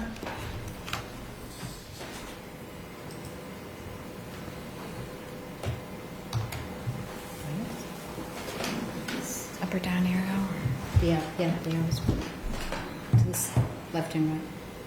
Yeah. Okay. Well, thank you, everyone. Nice to see you again. Tool Yes. Design, yes, nice to be here again. Beth suggested that I put together sort of an overview of the project for folks who weren't on the committee. Paris. Obviously, but I will zip right through them. So we'll go through the overview and then sort of where we are right now, next steps, any kind of questions. We started this in 2022 with a plan of improvement action around the downtown area, focused on safety mostly, and then sort of the economic development side of improvements to the downtown. The project area includes the Rotary, all legs of the Rotary, Main Street, and then the small area near the new MBTA station at Thompson and Waterfield. Quill Rotary, this was in the Downtown Improvement Action Plan, looking at tightening up those legs and the crossings there, making those safer for pedestrians, and then trying to slow down traffic speeds within the Rotary and control that a little bit. Do you mind if I just interrupt with a quick question? Are the images we're looking at indicating what exists now or indicating what? Those are, no, proposed, yeah. Okay, These thank are you. proposed, and this is in the old 2022 action plan. Yeah, we've moved further along in the design. And then the same for Main Street, extending out the sidewalks to make a wider sidewalk for pedestrians. Also trying to create more of a destination environment for the downtown merchants. Trying to also retain parking, all parking along Main Street and the Rotary and on the bridge. And then the small triangle, we went through a few different designs for this. We didn't have the final constructed station done at the time, but sort of like acknowledging there'd be a lot more pedestrian activity coming through here with a lot more cars dropping people off. And there's also a lot of need for loading space, both for Thompson Street businesses and Main Street. So we also looked at where those could be and how to manage that curbside parking loading. The other piece of this was connecting the Tri-Community Greenway, what that looked like coming through downtown, and also the bike lanes starting on Main Street, and where those connection pieces would be at Converse. A couple of different alternatives. We talked with you last time I was here about planting new trees or trying to preserve some of the existing trees with some new trees added in at certain places. We decided here at that meeting that to go for replacing the trees. They offer much more expanded sidewalk areas and easier to work around. And then also the bike lanes on the bridge between Converse and Mystic Valley, how those would be bike lanes or just widened sidewalks with allowable, folks to ride their bikes on the sidewalk. There's enough space for that. These are some of the outreach activities that were done over the last couple of years. Met with quite a few groups, went out to the public. We've been meeting with the fire chief and the DPW off and on. We also met with the Permanent Street Tree Committee, who are also in favor of replacing the street trees. We were here about a year ago, and then again the fire and police. And Matt's been great to work with. And these are some of the remarks we've heard during the public. There's a lot of concern from the downtown businesses, I'll say, and I think there's a lot of anxiety right now about business disruption. We get that for many of the projects we're working on. We did make sure that we retained the parking downtown. So it's really just a matter of construction disruption and what that means to the businesses. And I understand that this is a tough time to be, sort of looking to the future of those small businesses. So, if this went forward, that would really have to be a center of outreach and talking to folks. Material options, we talked a lot about this. That needs to be, next steps would need to be finally decided, but definitely traditional brick with granite materials. And then a lot about green infrastructure. Our plans for the 30% included structural soil treeways under the sidewalks, which would help them become healthier and the longevity of the new street trees. So work to date, survey was done. We had an existing street tree inventory done and assessed those trees. We've been talking to the BSC group, who's been helping us with both survey and environmental, off and on, about the environmental, the flood zones in or out. We had a meeting with VHB about what that flood zone looks like now after the new study. Fortunately, the Main Street is no longer in the flood zone, so that really makes the whole difference between, you know, NEPA and not. We have a 30% plan set, which is dividing up the project into drawings. As per the MassDOT standards, that would just allow funding from MassDOT if that's the way it went. So we have formatted it that way. And that includes quite a different list of series: site prep, site plans, streetscape plans, planting plans, special provision specifications, and construction cost opinions. This is what we call the roll plan. So this is the project 30% that we just printed as one, so it's easier to kind of see what's going on. This is sort of where we're at. We're a little bit more advanced than this now, but all the curb line has been figured out. Auto turns have been done throughout to make sure the big trucks can get around and through the rotary and around the curbs, including the fire apparatus. Crosswalks have been shown as well, street trees, everything's pretty much laid out as per the 30% design. The possible next steps would be an adoption of this concept plan, 30-40%. It's a little bit more than 30 at this point. We've pushed it as far as we can. We haven't done final drainage and grading. And that last time we talked as a group with Matt, DPW, and Fire, we talked about aging infrastructure downtown and whether, you know, the water, the sewer, the drainage, if that, you know, would be an opportunity to replace some of that. And if so, that like changes the project completely. So one of the ideas that we came up with is, should we, we're not utility engineers, but we can certainly kind of give an estimate of what that might look like if that was something that the town was interested in pursuing. Continue the outreach and stakeholder outreach. I think a real concentrated outreach effort is needed, particularly in this climate.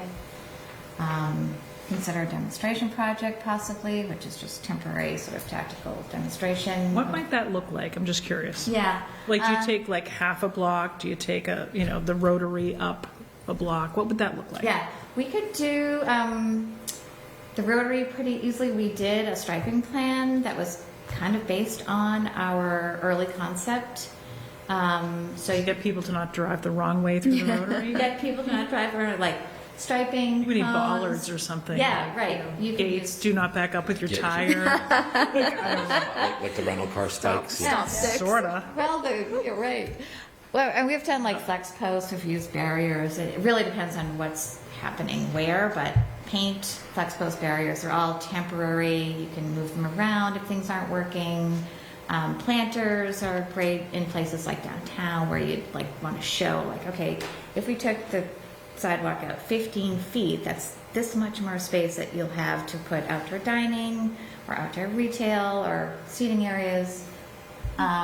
Certainly the 30% is showing a raised crossing for like the entire intersection of the Church. right here. Okay.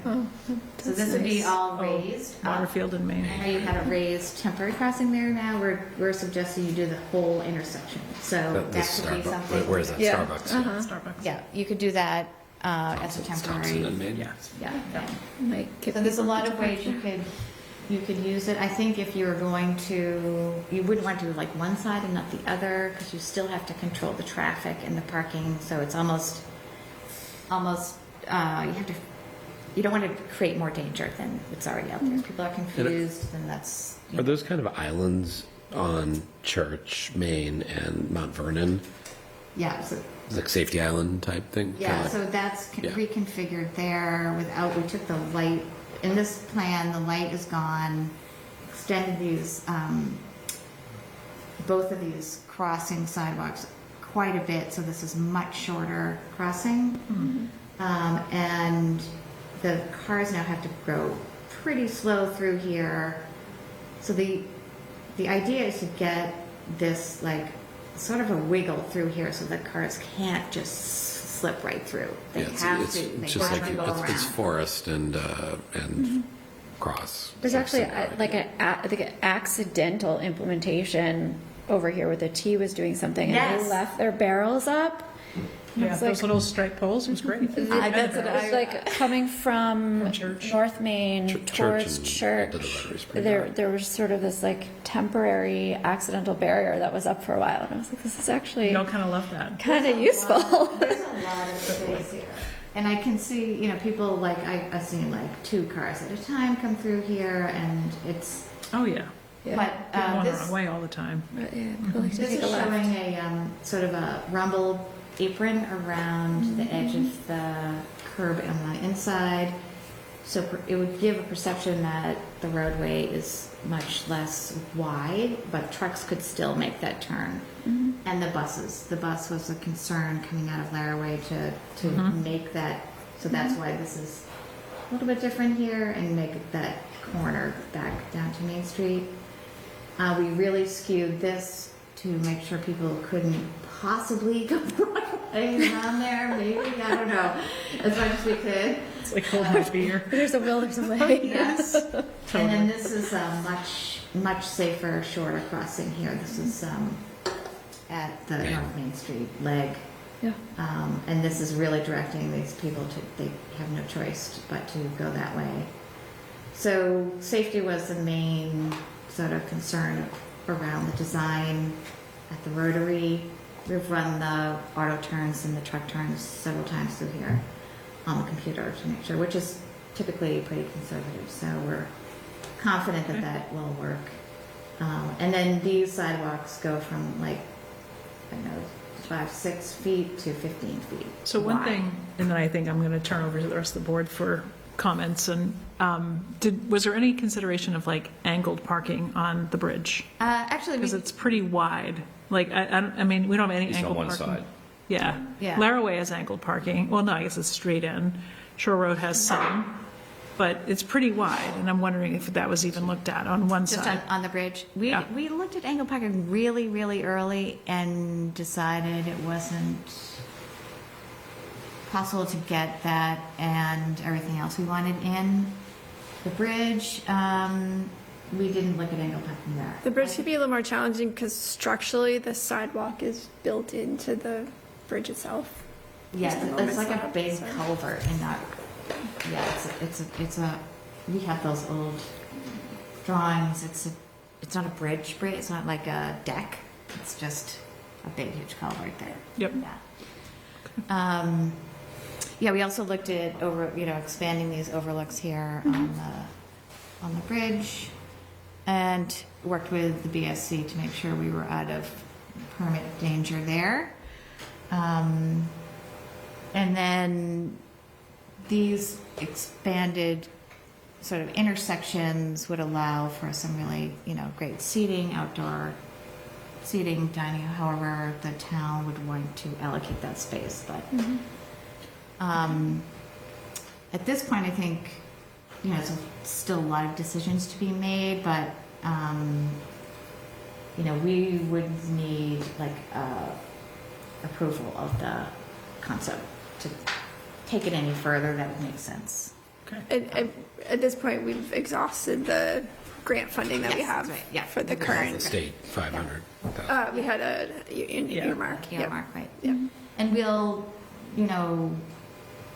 we're putting together a shared file that we will package everything that we've done up. And that will be, you've got most of it, but we'll put it all in one spot. So we have everything, including the set that I'm talking about, which is like this broken down into Yep. drawings, yeah. Okay. And if we So- wanted to advance the water field at Thompson Street separate, that could be kind of peeled off Yeah. as a separate project. We did look at separating the rotary work from Main Street. It's a little tricky, but every time you do that, it's going to cost you more money at the end. But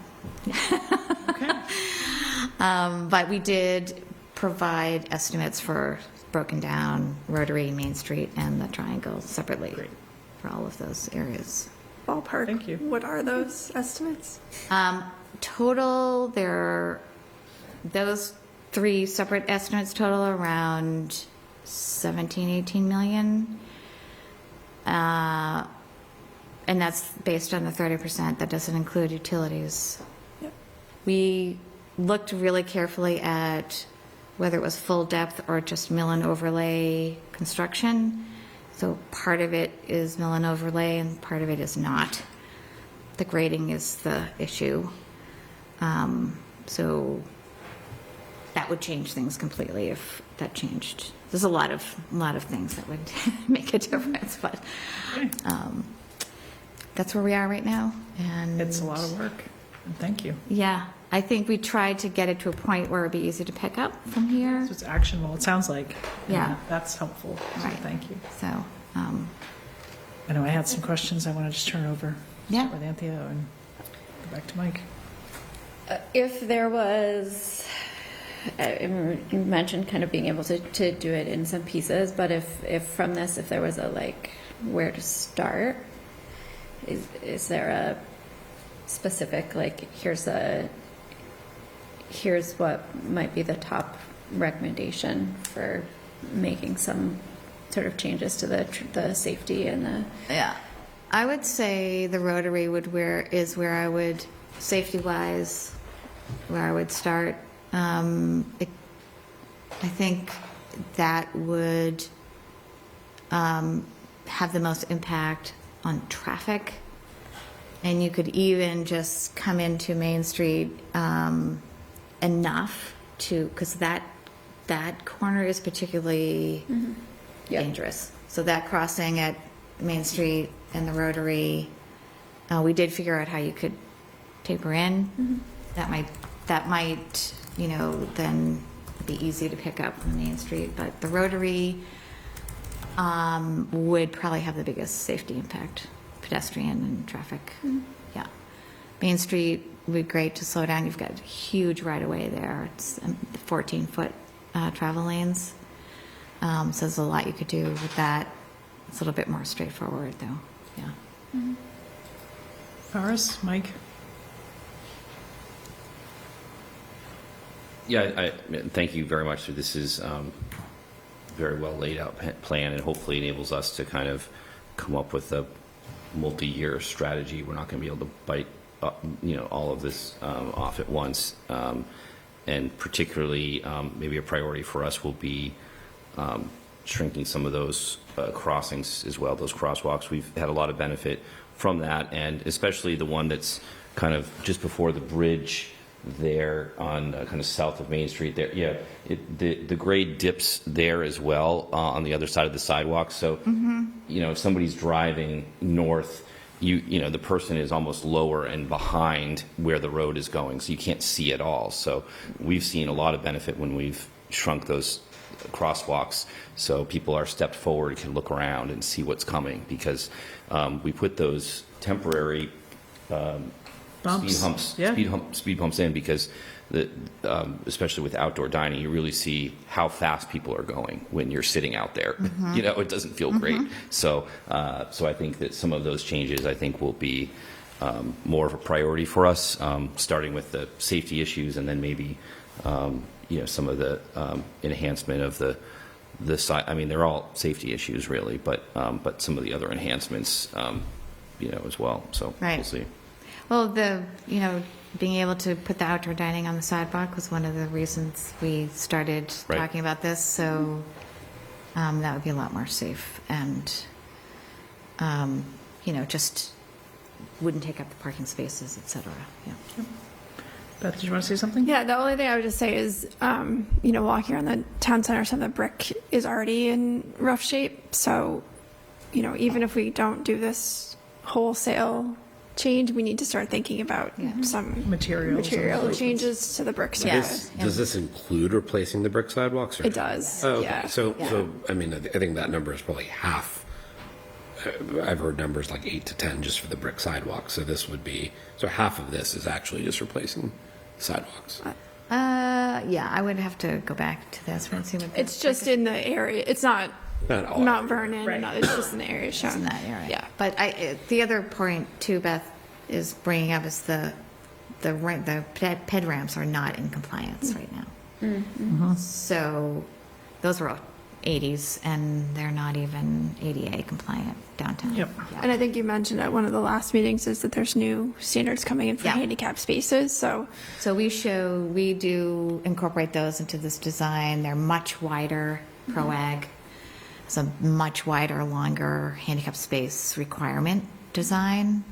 So we have three spots in this design showing those configurations.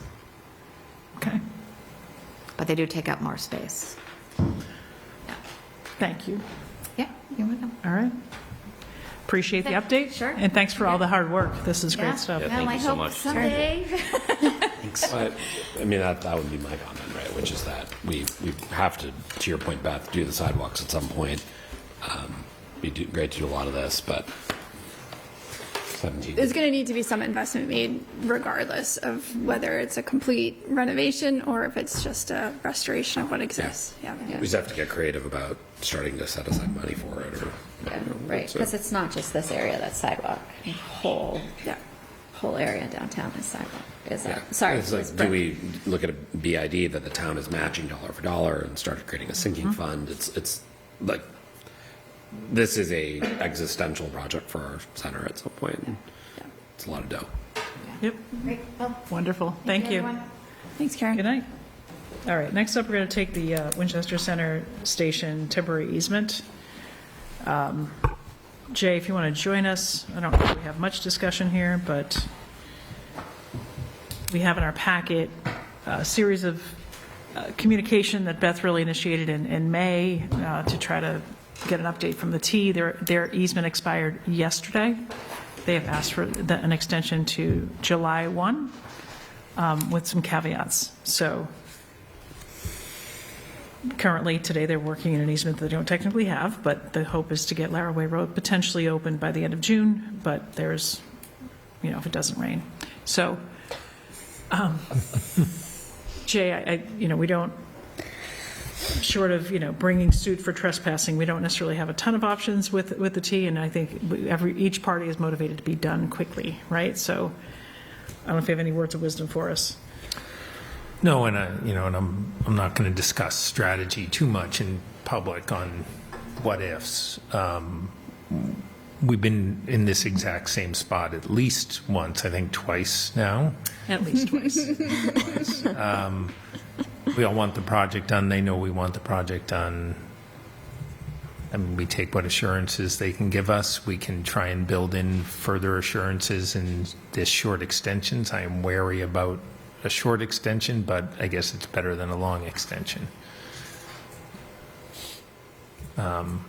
So, I mean, I'm happy, and we talked about it last time. We talked about consideration last time. There's a number of different things we can do in terms of the variables. It appears the options to just say goodbye and don't do this work, given how much we do with the T and how important this project is probably not in the cards per se. Yeah, nor is compensation, it appears, so, okay. Any questions, anybody on that? I mean, I'll just add, maybe I'll be the voice of Bill since he's not here to say no, not to say no, and it's really frustrating that this is sort of a ongoing thing, and that, one would think that coming up to the date of the easement, we would have more communication and transparency from the T of whether it was or was not possible to meet that stated date, which, as we all know, is a quite extended stated date. So I would just say if there's anything that we can emphasize that if, we're going to extend an easement through so long, but we need to know as soon as that's off schedule because, obviously we can't not let them finish the work. We all want the work to be done, but we'd like it to be done as quickly as possible. And it's getting really frustrating that we try to communicate that it's going to open and it's going to be ready and you're going to be able to actually park and wander over to the farmer's market without driving around town for 10 minutes. It's gone on quite long enough. Yeah. With that, we probably need to decide to grant an easement, and for how long. So they've asked for just to July 1. July 1st, yep. Which is a Tuesday. Did they, I can't remember, did they provide a form? No, it was just an email with the date. We might want to give it through July 5. Well, we're not Saturday. Probably not working on the 4th, but is the 5th a Saturday or Friday? Are we meeting on the 7th? No. 14th. Okay, so maybe, July 1st on a Tuesday. The 4th is a holiday. Perhaps we decide to go until that Saturday.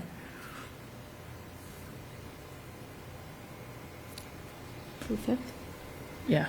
Yeah, if we feel like they're going to be coming back for a further extension, I don't know if really giving them a shorter timeline incentivizes them at all. It doesn't seem like it does. No. So it seems like we're going to be back here in July. July 14th is our next meeting. So Why don't we just do July 14th? Yeah, so that was my point. Yeah, it's extending it to July 14th. Okay.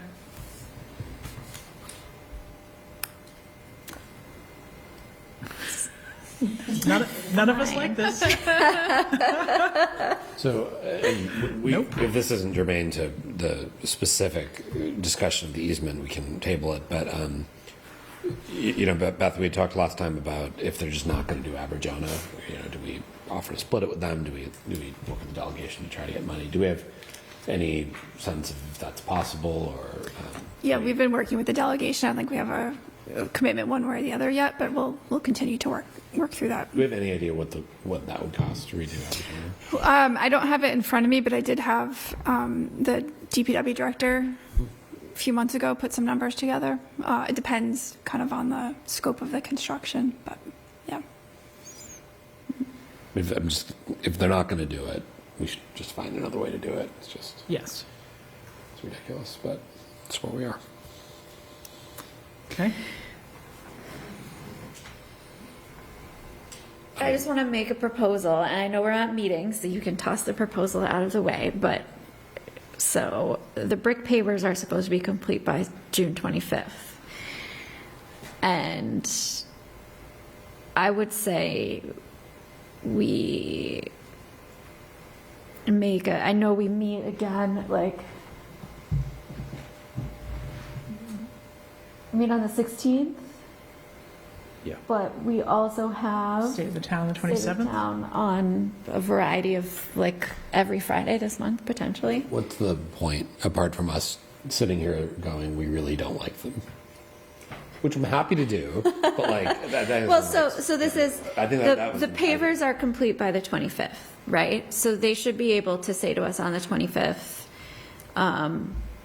hey, is forecast, look, we've completed the pavers, and that was the thing that the rain has apparently made impossible to finish this project in time. We've completed the pavers, so we are scheduled with our milling, paving, striping contractor to do this on the 28th and be ready.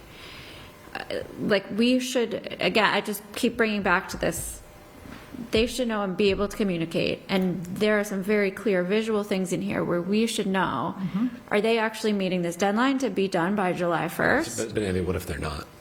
What if they send Michelle and you and Beth an email saying it rained 13.2 days and now we need until July 15th? Like, we're just going to sit here and be like, wow, we really don't like them. And then we're going to grant it. I think I'm saying it in a more comical way, but I think that's kind of the underlying principle, and Mike said it. Yeah, and I was to say the principle I'm going towards is they need to communicate with us and not just get that. Yeah, I have asked them, Date should we and then- extend it to provide us weekly updates? Yeah, So. I would just like to know before. The 27th? The 27th. Yeah, I would like to know it's going to happen on schedule or not. And if it's not going to happen on schedule, send it. But is it actually going to happen by July 1st? Like, that would be excellent. And they have a schedule that says they're going to do the pave and stripe the road by the 28th. So we need an update by the 27th. Ideally, the 26th. That would be good. June 26th. Okay. Anyone can make a motion. Okay, I move that we extend the Winchester Center Station temporary easements to, what do we say, July 14th. And request a update by June 25th. Did we say 26th? 6th. 26th. We want weekly updates, and we certainly need a Laraway update by June 26th. Okay. Anyone want to second that? Second. Not really. Understood. All right. All those in favor? Aye. Aye. Okay. No. I'm being You can low be no. vote. It's fine. Bill will be so happy. That's fine. All right, so we're going to quickly jump. We're going to jump to the agenda item 8, and which is Call Bill. yeah. Beth, could you dial in Bill I was just summoning him by voting no. on that phone, please?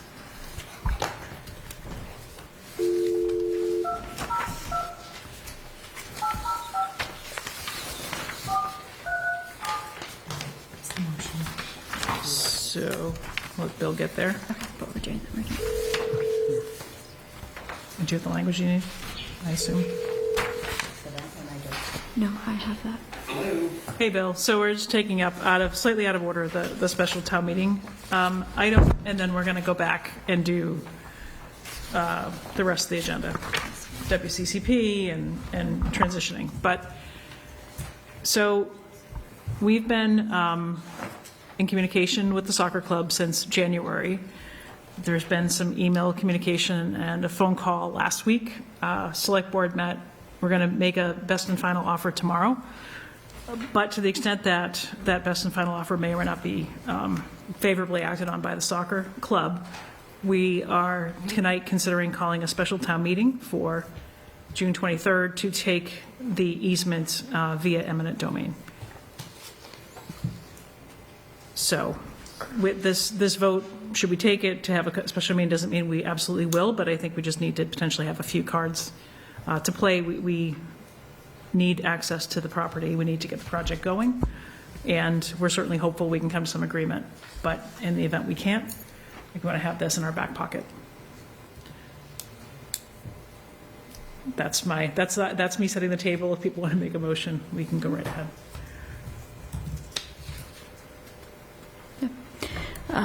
So move that the select board call a special town meeting to be held on Monday, June 23rd, 2025.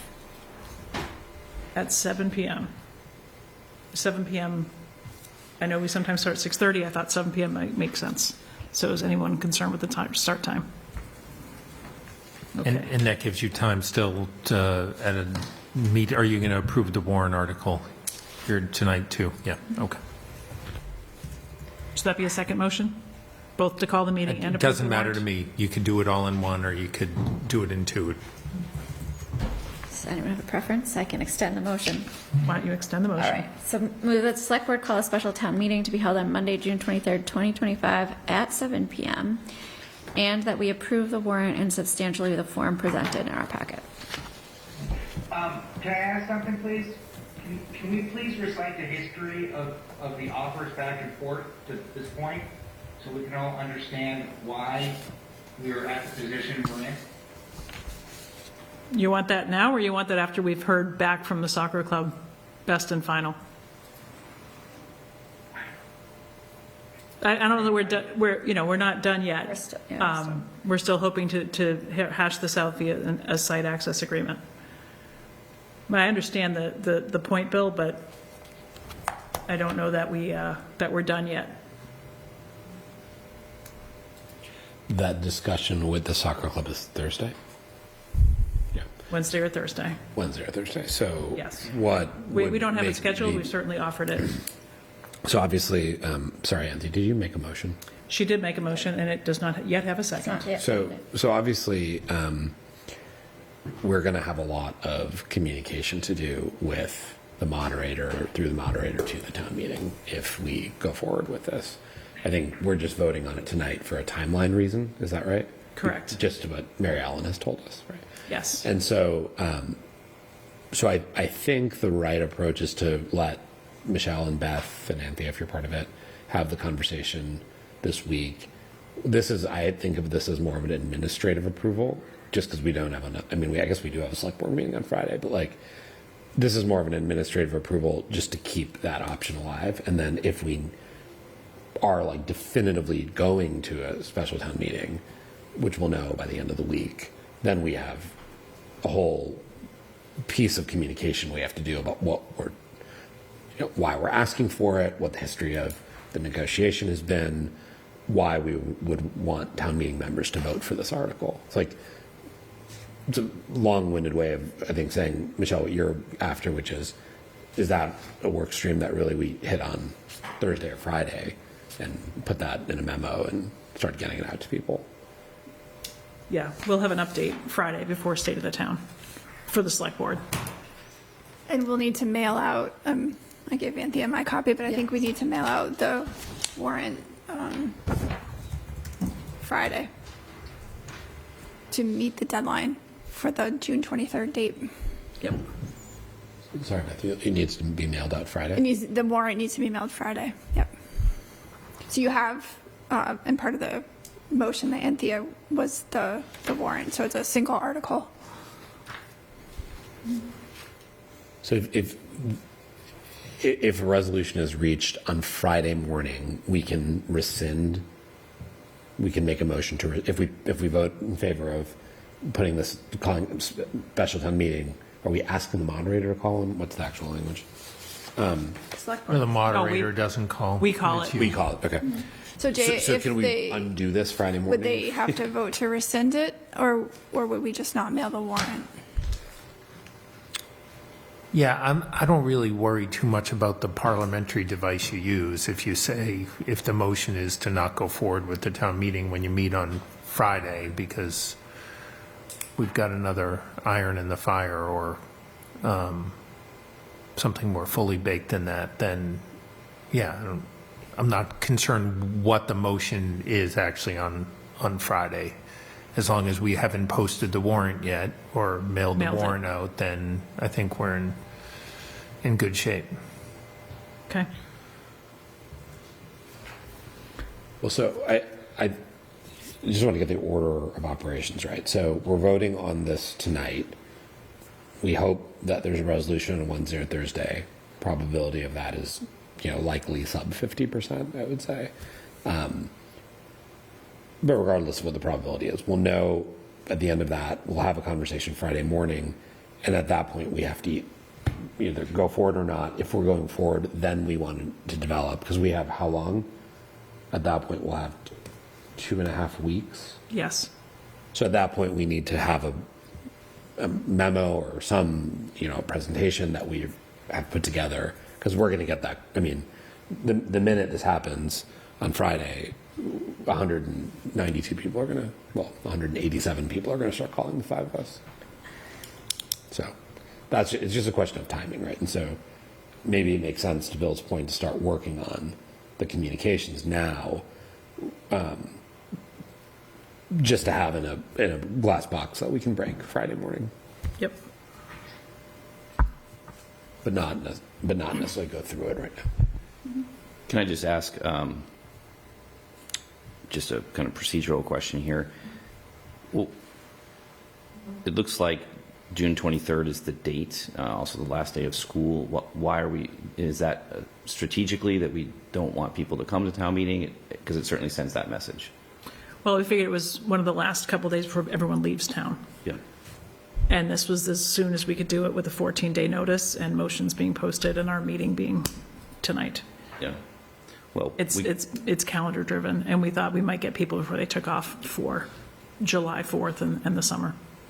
The other element to that, Mike, is that if we have to go through that action, and given the time frame when our contractors really need to prepare, there's a certain two or three sets of time periods within which to do eminent domain. So it's a 2 or 3 month process to get that done. If in fact we're green lighted to do the work. So you're saying the appraisal and sending. Well, the letter. we need the appraisal, but we have to we're going to have notice in a public hearing, and then there's got to be notice. There's got to be a all the usual things with taking. There's the pro tanto. There's the recording period. Once that's done, it's fine, but it's usually a 2-month process. It can extend to 2 months. That can only begin once. Once we have the town meeting approval, we can't move forward without that. And then we've also got, under our charter, there's 5 days tacked onto that. So, and I'm not sure exactly what the schedule is, but I'm sure everyone on the contractor side would like to get going sooner rather than later. Yeah. Ideally, late July, if we could get it, if not mid-August. Yeah. So taking it sooner than later gets us closer to that, hoped for timeline. Never a good time to have a summer town meeting, but anywhere. No, I mean, whatever the reasoning is behind it, I mean, I understand there's substantive reasoning there. It's just a bad look for us, to be honest with you. So, is there a date? But I'll be recusing myself on this anyways. But Mike, just from this comment from you is much more I don't know, macro guidance than like the issue itself. So like, is there a date around there that you think would? Because then the end of next week is July 4th. So. Yeah, I mean, I think later is worse. Right, because then we really know people are probably gone. If they're not gone already. Some of this might be channeling Bill a little bit here is that ideally, if we knew we were in this position a month and 2 months ago, we could have gone to this step, but we are where we are just because of the timeline put us exactly here. Yeah. Well, we've been negotiating this for a while. I'm sorry I'm remote, but this timeline has been forced upon us, Mike, for a couple reasons. We started these elections back in January, and we were ignored for months. We tried to get this done before spring town meeting, and we made offers, and they were ignored and left behind, and we got no responses. That's why we're in the position we are, because this is a time-sensitive project. And we have found out that they actually had a position that they could have shared with us while spring town meeting was happening, and they didn't. And that's why we're now put in the corner where we have to look for the earliest possible date for a special town meeting to get this time-sensitive project done, which you know very well because you presented on the Morocco Culvert project at spring town meeting, and that's what this is involving. And if it's going to be done this summer, we're going to get these 77-something homes out of this floodplain. We really don't have a lot of other options other than to move forward with the time frame that's been forced upon us. I will push back there. I think that that's a patently false mischaracterization of the negotiations between Winchester Soccer Club and the town. I think the soccer club, again, volunteers, have been engaged and willing to meet and discuss things, and it's unfortunate to have to use a blunt instrument like eminent domain on a project of this size. We should be careful with it, and it's not just a tool there to get a negotiating advantage, and so that is my concern with it. But again, as I said, I'm on the board of the soccer club. I have a different perspective of things. I will be recusing myself here, but I think I've really just been talking not substantively, but procedurally here. So I'll keep my comments to that. Okay. Okay, well, I have to respond to these comments now. No, you don't. No, you don't, Bill. Listen, I think these are all going to come up. I think we need to be very open and honest and proactive in explaining why this is happening. Bill, I apologize to interrupt you, and you can keep going if you want to. Can I just make one comment, though, which is Michelle and Anthea and Beth are still talking to them on Thursday. So there's a presumption in what you're saying that we're just going right to the town meeting. I just want you to decide if you want to say what you're going to say, given there's still one conversation left. And if you do, go ahead. If you do, go ahead, but I just want to make that point. Yeah, I think there's potentially, if we mail this out on Friday, then we kind of talked about that is really, we really need to start messaging at that point of what's happening, because we're putting this out, we're in the time frame that we're in to get this sort of moving as quickly as possible before we do lose people for the summer. And it's just, things are evolving and ongoing, and we have to have a date, and we have to make this vote now, unless we want to, we can't really just say we're going to have an emergency meeting, because we're like, we know this now. Well, it's not an emergency meeting if we're scheduled to meet Friday. Correct. And we could have taken this vote last Friday, but we're waiting to see something come back. Do it without a 48-hour notice is sorry, what I'm saying is. You can notice it tomorrow morning. So the board is aware of tonight's meeting. The board is aware that it's on the agenda, on a published agenda. We've communicated that we will be sharing our offer, that in response to something received today, we will share that with them tomorrow, and we hope to talk Wednesday or Thursday. And this procedural vote is to take a procedural vote. We can't wait until Wednesday to take the vote. We need to print the warrant on Friday. Sorry. We can't wait till Friday to take this vote, because we need to mail on Friday. That's where we're at. So.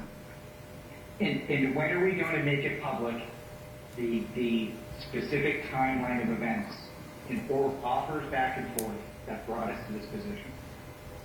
Well, that's what I was getting at, which is, I think perhaps as early as Friday. As early as Friday. We can't do. We're not going to go in. If we go to town meeting, we're not going to. While we're still in negotiations, use like litigator language. Like that doesn't. We're still talking, right? Sorry, Anthea. No, I was going to say, we're not going to. If we have to go to a town meeting over this, we're not going to go to town meeting with no information provided in advance. We want town meeting to have the full scope of information that we're able to provide before. Well, right. Which would mean we would want to start putting together some of the communications materials. I think you can start preparing them now, just if we need them, we have them. If we don't, great. Yeah, I mean, the motions will be distributed on the 13th. So we have, just a week between when the warrant is mailed and the motions are due to be distributed. So yeah, there has to be background. Yep. Right, and I think too, we have to be careful if we're going to do something like that. We definitely want the board to check in. Obviously, we're going to be calling a few short meetings to get this, so you can okay language for various memoranda or whatever that we all work on. Okay. So there is a motion. It needs a second, or not. Second. Okay. Any additional debate?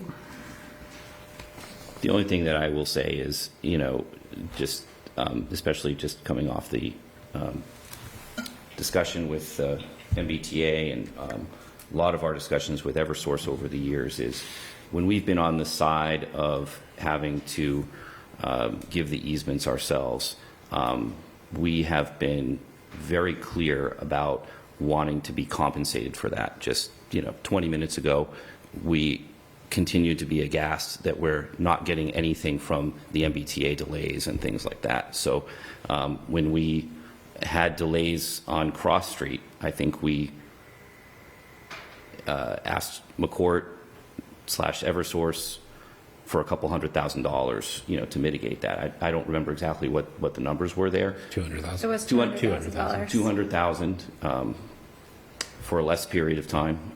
We had parking that was also that they rented from Winchester Community Park, which is the subject of these easements. So, I think it's easy to say we can have this negotiating advantage by using this blunt instrument. But I think that with anything like that, I think we have to be careful. Winchester Soccer Club is the largest nonprofit in this town, serves our kids. When I grew up, town soccer was done by the rec department and the town. You go to town hall, you pick up your T-shirts and your shorts, and you go out there. In Winchester, and I don't know if this is how it is everywhere in the Commonwealth, we have somewhat of a balkanized kind of system where there's separate organizations for basketball, separate organizations for hockey, separate organizations for soccer, baseball, softball. So my point is, just making a point. I'll Yep, and you can make it again at town meeting. Yeah. Oh, I will. But I'm hoping to avoid that because I do feel that this is a bad look for us, and that's what I'm expressing here, is that this organization is the town. It serves our kids, and certainly provides a resource. This organization will be compensated by the town, Yep. and this organization will benefit from the work Yep. when completed. And we hope to be able to get there through site access agreement, which is what I communicated with them this afternoon, is what we communicated when we spoke last week. So we have a timing window that we need to do to get this noticed, potentially get this printed, and we'll see how it goes. Okay, there's a motion, there's a I second. think it's very important, again, and I believe it's all public record, the communications back and forth about these negotiations and this offer will tell a different story.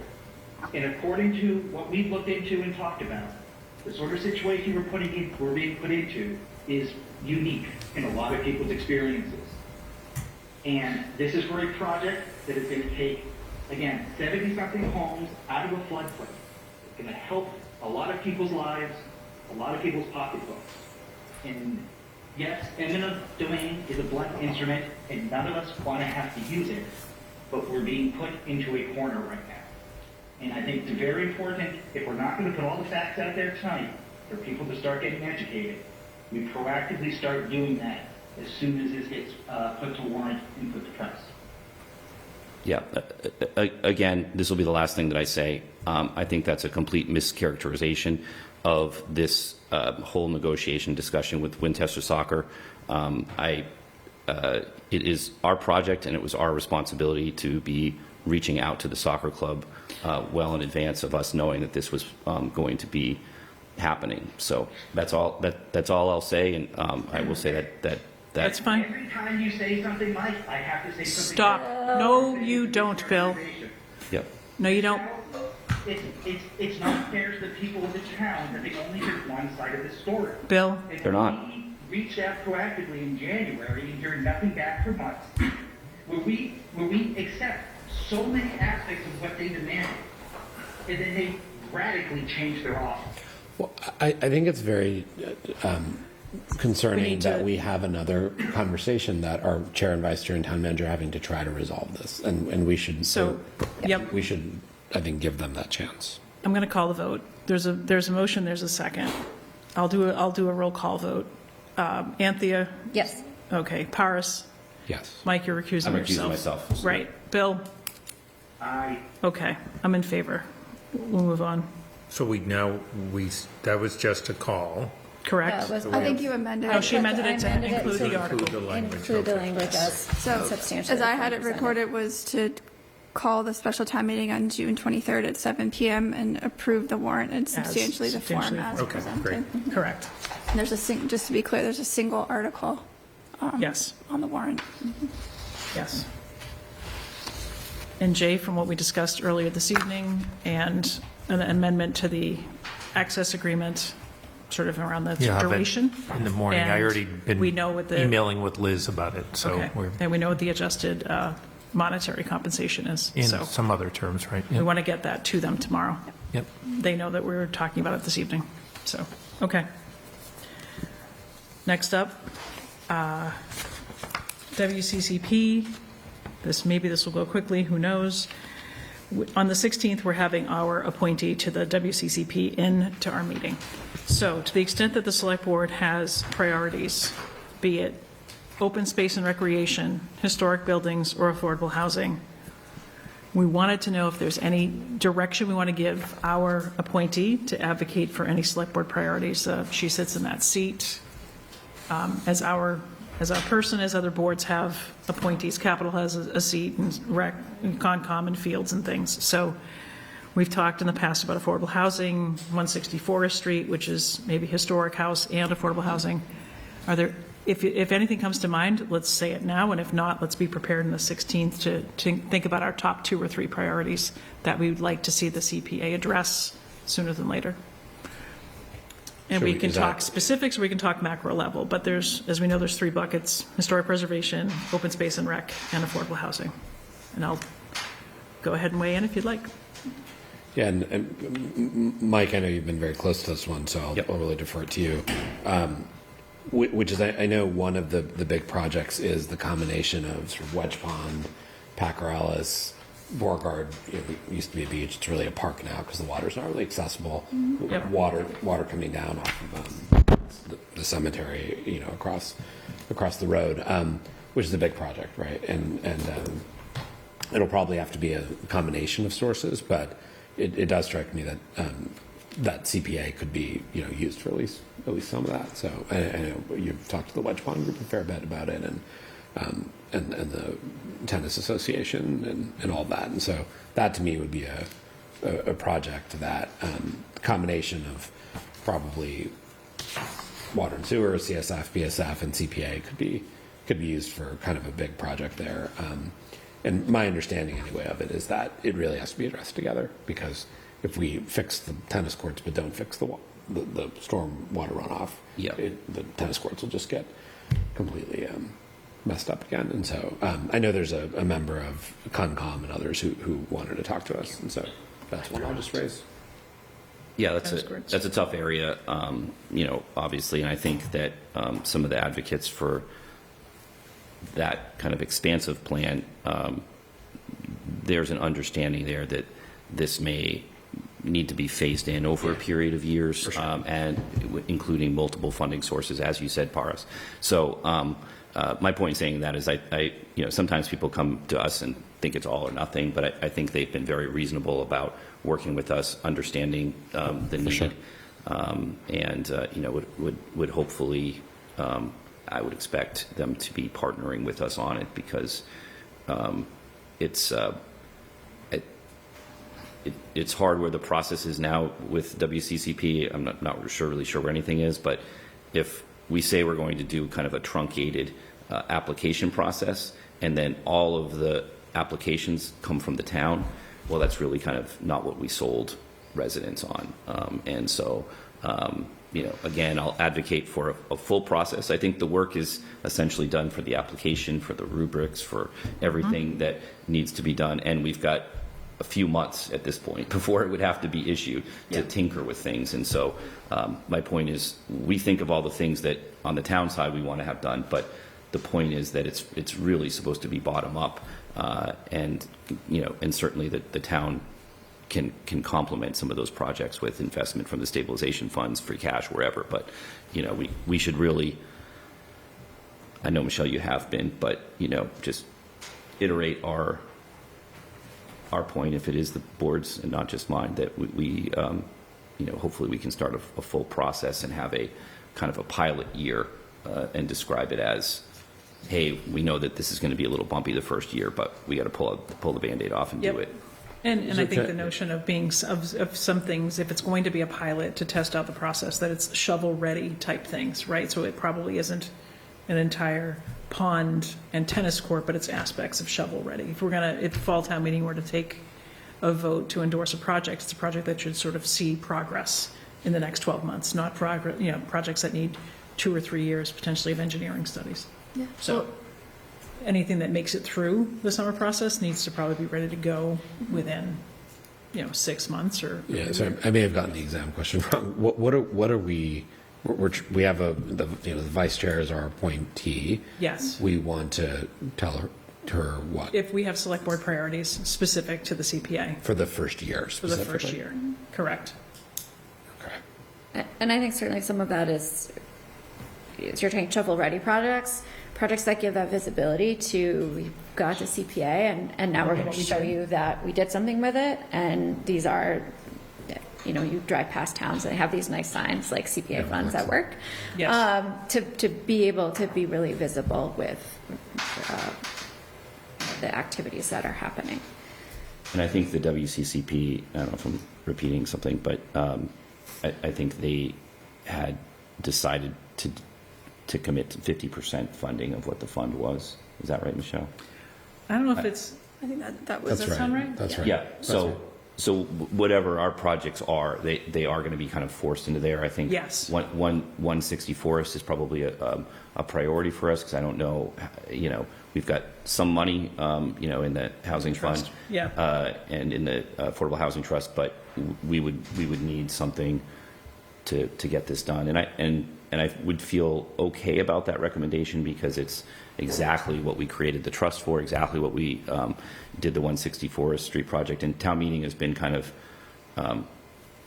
working with us through this 160 Forest Street project for several years. So I think it in a way it is a community project that we've been involved in. So Yep.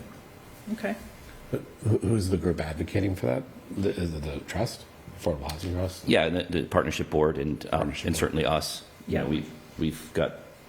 I think I don't know if we've got everything finalized yet. I see a lot of emails. I mean, for the love of Yeah, God, I'm not sure if everything has been recorded, but it's close if it's not finalized. Correct. Yeah. Yeah, and so then I forget. Is the trust going to take Yes. ownership? The trust will take ownership. The select board, that was the vote of town meeting was Yes. for it to come to the town. But I thought we were voting to.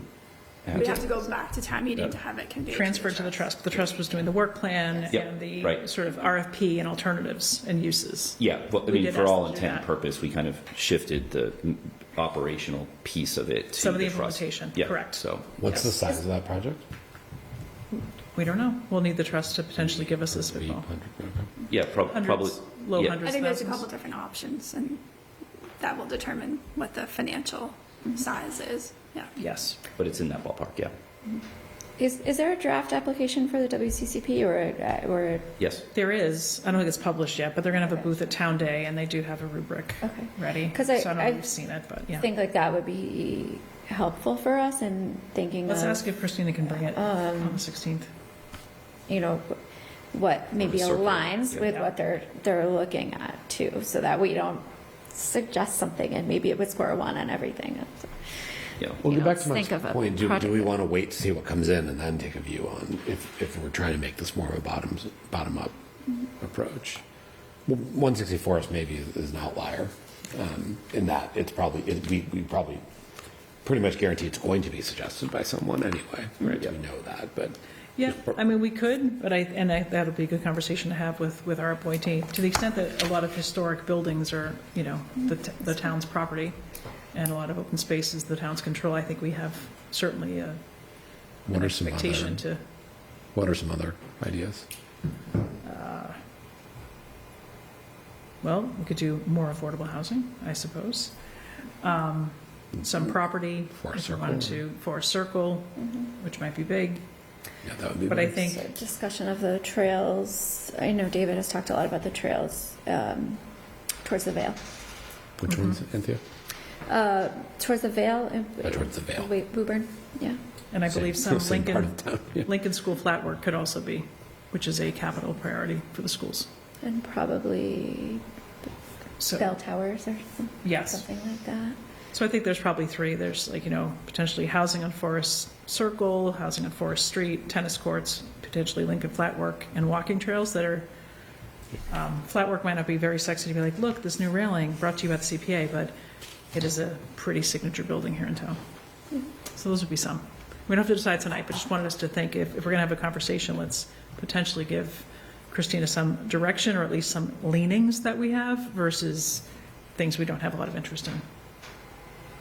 Yeah. And I would say that if you look at the Wedge Pond work, the tennis courts are going to be the giant piece of that. But Right. if we were to look at Beauregard Park and turning that into something that looks more like Elliott Park and Yeah. the bathhouse, that's I think a much smaller, More confined, yes. and massively cheaper than And something you can point to. Yeah, or I think they've talked about interest in a boat ramp, boat launch. Yeah. There, sort of, Yeah. sort of repurposing. Okay. Yeah. So we'll end that for now, but that's kind of the idea for the 16th as they get into their summer application process. And just wanted to give Christina some, Mike and I can have our own idea. Anthea could say a boat launch, but let's see versus her hearing 5 different things from 5 different people. Let's see if there's, 2 or 3 that we think we're all kind of enthusiastic about, because that would be crazy making to go and shop around and hear 5 different things. So, okay. Next up, we only have 2 more items, I think, is transcribing meetings. That's something that had come up several months ago, and actually, Mike and I have been getting copies of our own meetings turned into transcripts. I did a proof of concept for the government regs public hearing, so not trying to put Patty out of business in a recording secretary role, but there's a lot of interesting AI out there that generates transcripts which can turn into meetings, and I just want the select board to think maybe over the course of the summer, not tonight, but if we settled on a policy for the town, if it was, if Zoom is our platform and there's some other platforms, what would we want to have as kind of guardrails around technology? Like, these are the couple of technologies that we would use. Here's the AI software that we would encourage committees to use. And, big picture, Town of Reading has a really cool website called Reading Recapped, all the town business, community business. You can watch all the meetings. Wouldn't that be great? Wouldn't that be a great offering for WinCam if we could get ourselves to something that's sophisticated? So that's the topic, and would like to maybe spend some time this summer thinking about if we wanted to standardize. So we said, okay, CONCOM and WCCP and EFPBC, let's try to coalesce around 1 or 2 platforms for collaboration, and let's think about 1 or 2 tools to create minutes, and that way we would actually probably have a more standardized way of publishing our minutes and for people to watch after the fact to actually consume the town's business. So that's what I was going to say to tee it up. We're not like, oh yeah, let's do it tomorrow. But I happened to join a work meeting this morning, and the team's AI was invited into my meeting, and a consent came up in the chat, an email came through, you're being recorded for the purpose of a transcript. You will see the transcript when it's done. So it's just part of, the weekly Monday call. But I hadn't really seen a disclaimer, maybe because someone else has added them in later. So it is part of doing business, and I think it really does accelerate the ability to turn around what we did. And the recordings themselves aren't, I was in the open meeting law training last week with MMA. The recordings themselves aren't the open meeting until, when the minutes are published, that's the official record, but it's still a nice way to check back on what you caught, what you didn't catch, what you reheard in the recording. It's a nice way to maybe speed up that process of, that's not how you spell Paris's name, that's really not exactly what we said, but it really, I think, accelerates how quickly we can get those minutes out. So I'll stop talking, but that's the thought or the goal. And that's why we approve minutes, right? Formally, right? Which we're doing tonight. Right, which we're doing tonight, right? So, and it's a lot of work, and they're different committees, not so much this one, do kind of push back on some of the ways things are characterized in minutes, because they can be somewhat subjective. And one of the and the technology, I think both Michelle and I were a little surprised when Craig Rabe met with us and we kind of went over the thing. We first started seeing the transcript. The efficacy is there. It's not, it will certainly evolve, but for what we need it for, it seems like it's, as long as we become consistent with the prompts that we put in with AI to create that record, then it's almost like it's a neutral party putting things in, right? And there will be things of misspellings and things like that, but we always have the benefit of the record that is behind the minutes. Which we turn to the video recordings when we have questions that go beyond the minutes as well. And it could be something, Paris, that I know Stephanie's offering to do State of the Town minutes, but with an owl and a Zoom. Yeah. I mean, I did the Gov Regs, and it was 3 minutes. I set a stopwatch and created a transcript in 3 minutes. So it could be the state of the town minutes. Stephanie can keep the minutes, but doesn't have to necessarily scribble away. I don't think she volunteered. I think we asked her No, to do one. so I mean, we could even just operationalize it with the stuff we're doing every other Friday. Yeah. Because we're going to try to spin up Zoom. Yeah, Jen actually. Yeah, go ahead. Yeah. Oh, no, I was going to, Zoom does a really great job with this. I just pulled up the, Zoom summary from the Fields Committee meeting. Sometimes it captures stuff that's mundane and Yes. not necessary, right? So-and-so joined, so not me, so-and-so joined with their child, okay? We didn't need to know that too from the meeting minutes, but I think what I think, and if anyone has seen my notes from when we meet too, would be really helpful is if we're able to tag those recordings with timestamps so that if somebody wants to go and watch, wants to see part of our meeting and wants to see the section and where we talked about transcribing meeting recordings, they can look at the YouTube and like click over to that time frame, and it might be something where we talk to WinCam about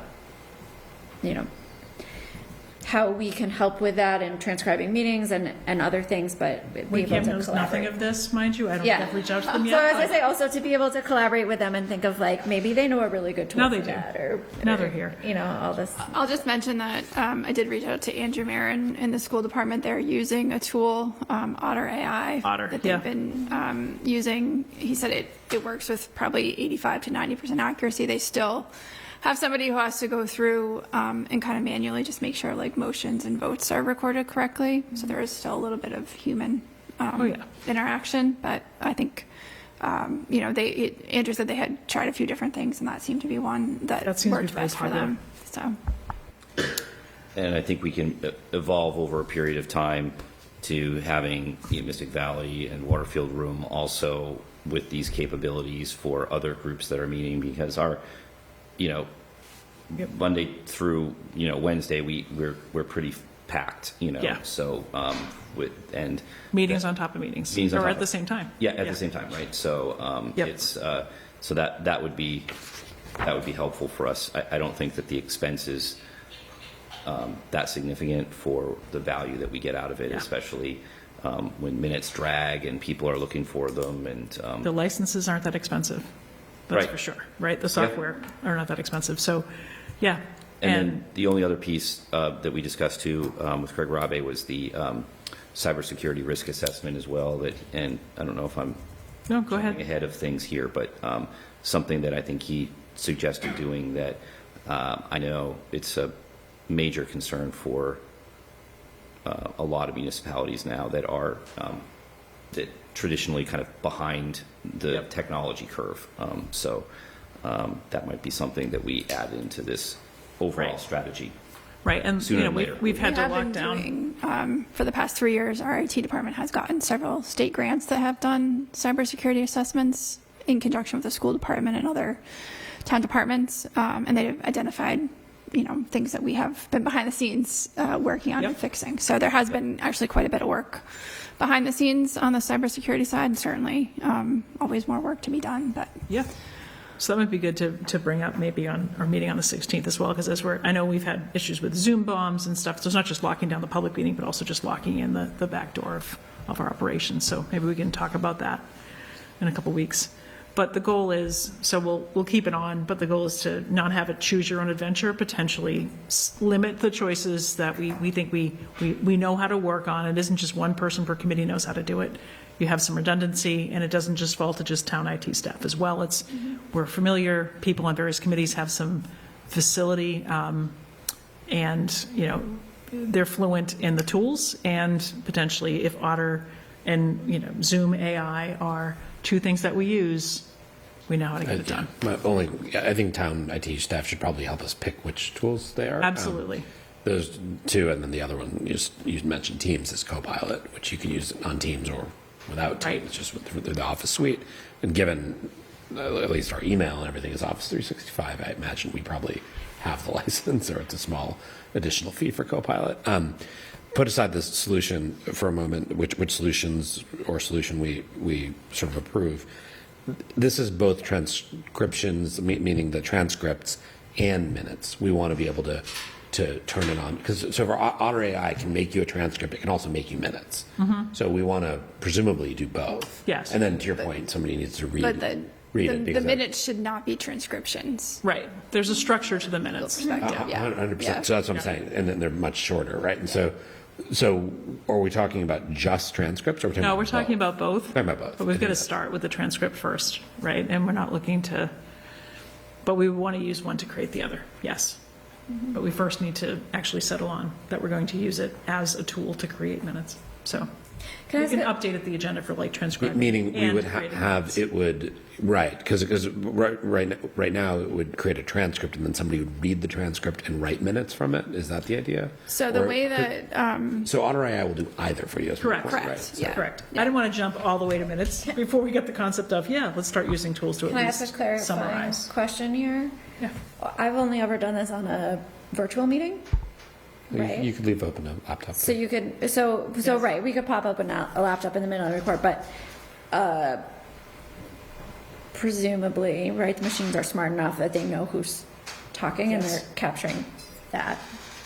Right, There's you some don't- prompts you have to say, you have to call on people, Anthea, this, like, there's a Yeah. little bit of the way you might introduce your comment, or Mike, repeat that again, so that the transcript catches that next voice is Mike's. So there's a little bit of perhaps behavior change to truly be perfect with attributing the right statement to the right voice, but you gotta start somewhere. But if we all talk over each other, not so helpful. But that's what you listen to the thing for, and then you parse it out, so. But I'm 1.5. Yeah. But, make sense? Yeah, sorry, Okay. Beth, you were saying something else I needed clarification. no, I was just, I think it makes sense to work a little bit with Andrew on this, because it seems like the school department's already done quite a bit of work and tested, and have tested a few different options, have come to a product that works really well for them, which is very similar to how we would We're use trying it. to do. Yeah. Great. So I don't think Okay. we need to reinvent the wheel. Never want to reinvent the wheel. Okay. So Craig Robb's going to come in on the June 16th. He's actually created our own select board transcripts, so we're going to have him demo a bit, talk a bit about cybersecurity and, where to keep these things. But we can talk, you and I, Beth, can talk about what our IT has done too, to just make sure stuff's locked down. All right, last thing is the water bond, and then if we have any other updates. Oh, Patty, I'm sorry I didn't catch you earlier. I'm reading the whole thing. Reading both motions. Yeah, and then, like you did real quick, and then this is what you'll close it out with. Okay. So move that we approve, move that we approve the sale of the $600,000 water bond of the town dated June 9th, 2025 to the Massachusetts Water Resources Authority. The authority is hereby approved by the town treasurer or other appropriate town official is authorized to execute on behalf of the town a loan agreement and a financial assistance agreement with the authority with respect to the bond. The bond shall be payable without interest on May 15th of the years and the principal amounts as follows in this document. You don't have to read all the money. Further, that each member of the select board, the town clerk, and the town treasurer be and hereby are authorized to take any and all such actions and execute and deliver such certificates, receipts, or other documents as may be determined by them, or any of them to be necessary or convenient to carry into effect the provisions of the foregoing vote. Second. That's pretty lengthy. That's a lot. Okay. Any discussion? Okay, all those in favor? Aye. Aye, thank you. I don't know if we have any committee updates? We do. Okay. There are 3 members of the Committee on Names from Look at that. the Select Board, the Planning Board, and the School Committee. Patty has reposted the 2 open positions, so those are up. Who are the other two? It's just open, appointed by the Select Board. Sorry, who are the school committee? Oh, I'm sorry. Brian Vernelia from the Planning Board and Tim Matthews from the School Committee. Do you have a quorum now? We do technically have a quorum. We've posted the 2 positions, and I think with the idea that we would be able to, if there's applications, appoint them on the June 16th meeting. Okay, well done. State of the town, we're meeting on Meeting Friday. the 6th, yeah. And we could take a view on whether we want to go back to the sort of 13th, 27th cadence, or we want to do it 2 weeks, because then that lands us on the 20th between Juneteenth and the weekend. It's going to be very hard to get people. So we can take that deal on Friday. Do we want to do 3 meetings in a row and then go 2 weeks? Or do we want to? It depends how much progress we really have. Yes. All right. And Mike, is there any movement on the state of the town, not state of the town, sorry, town meeting time, Robert's rules? I know that's your committee. Well, you're appointed to that committee. Has there been any movement? All right, yeah, This is not your committee, but. I wasn't looking for a promotion there, so thank you. But nothing yet. But I'll have an update for the board next meeting. Yeah, I didn't know if there was, a lot of things have been sort of been cooking up since town meeting ended. Didn't know if that was one yet, so. No, Okay. I think people are just catching their breath a little bit before they get back into it. Okay, sounds good. So we can do the consent agenda and then we're done. Motion to approve the consent agenda as posted for June 2nd, 2025. All those in favor? Aye. Okay. Motion to adjourn. Second. All those in favor? Aye. Aye. Excellent. Thank you. Thank you, WinCam. That's Thanks, all right. everyone.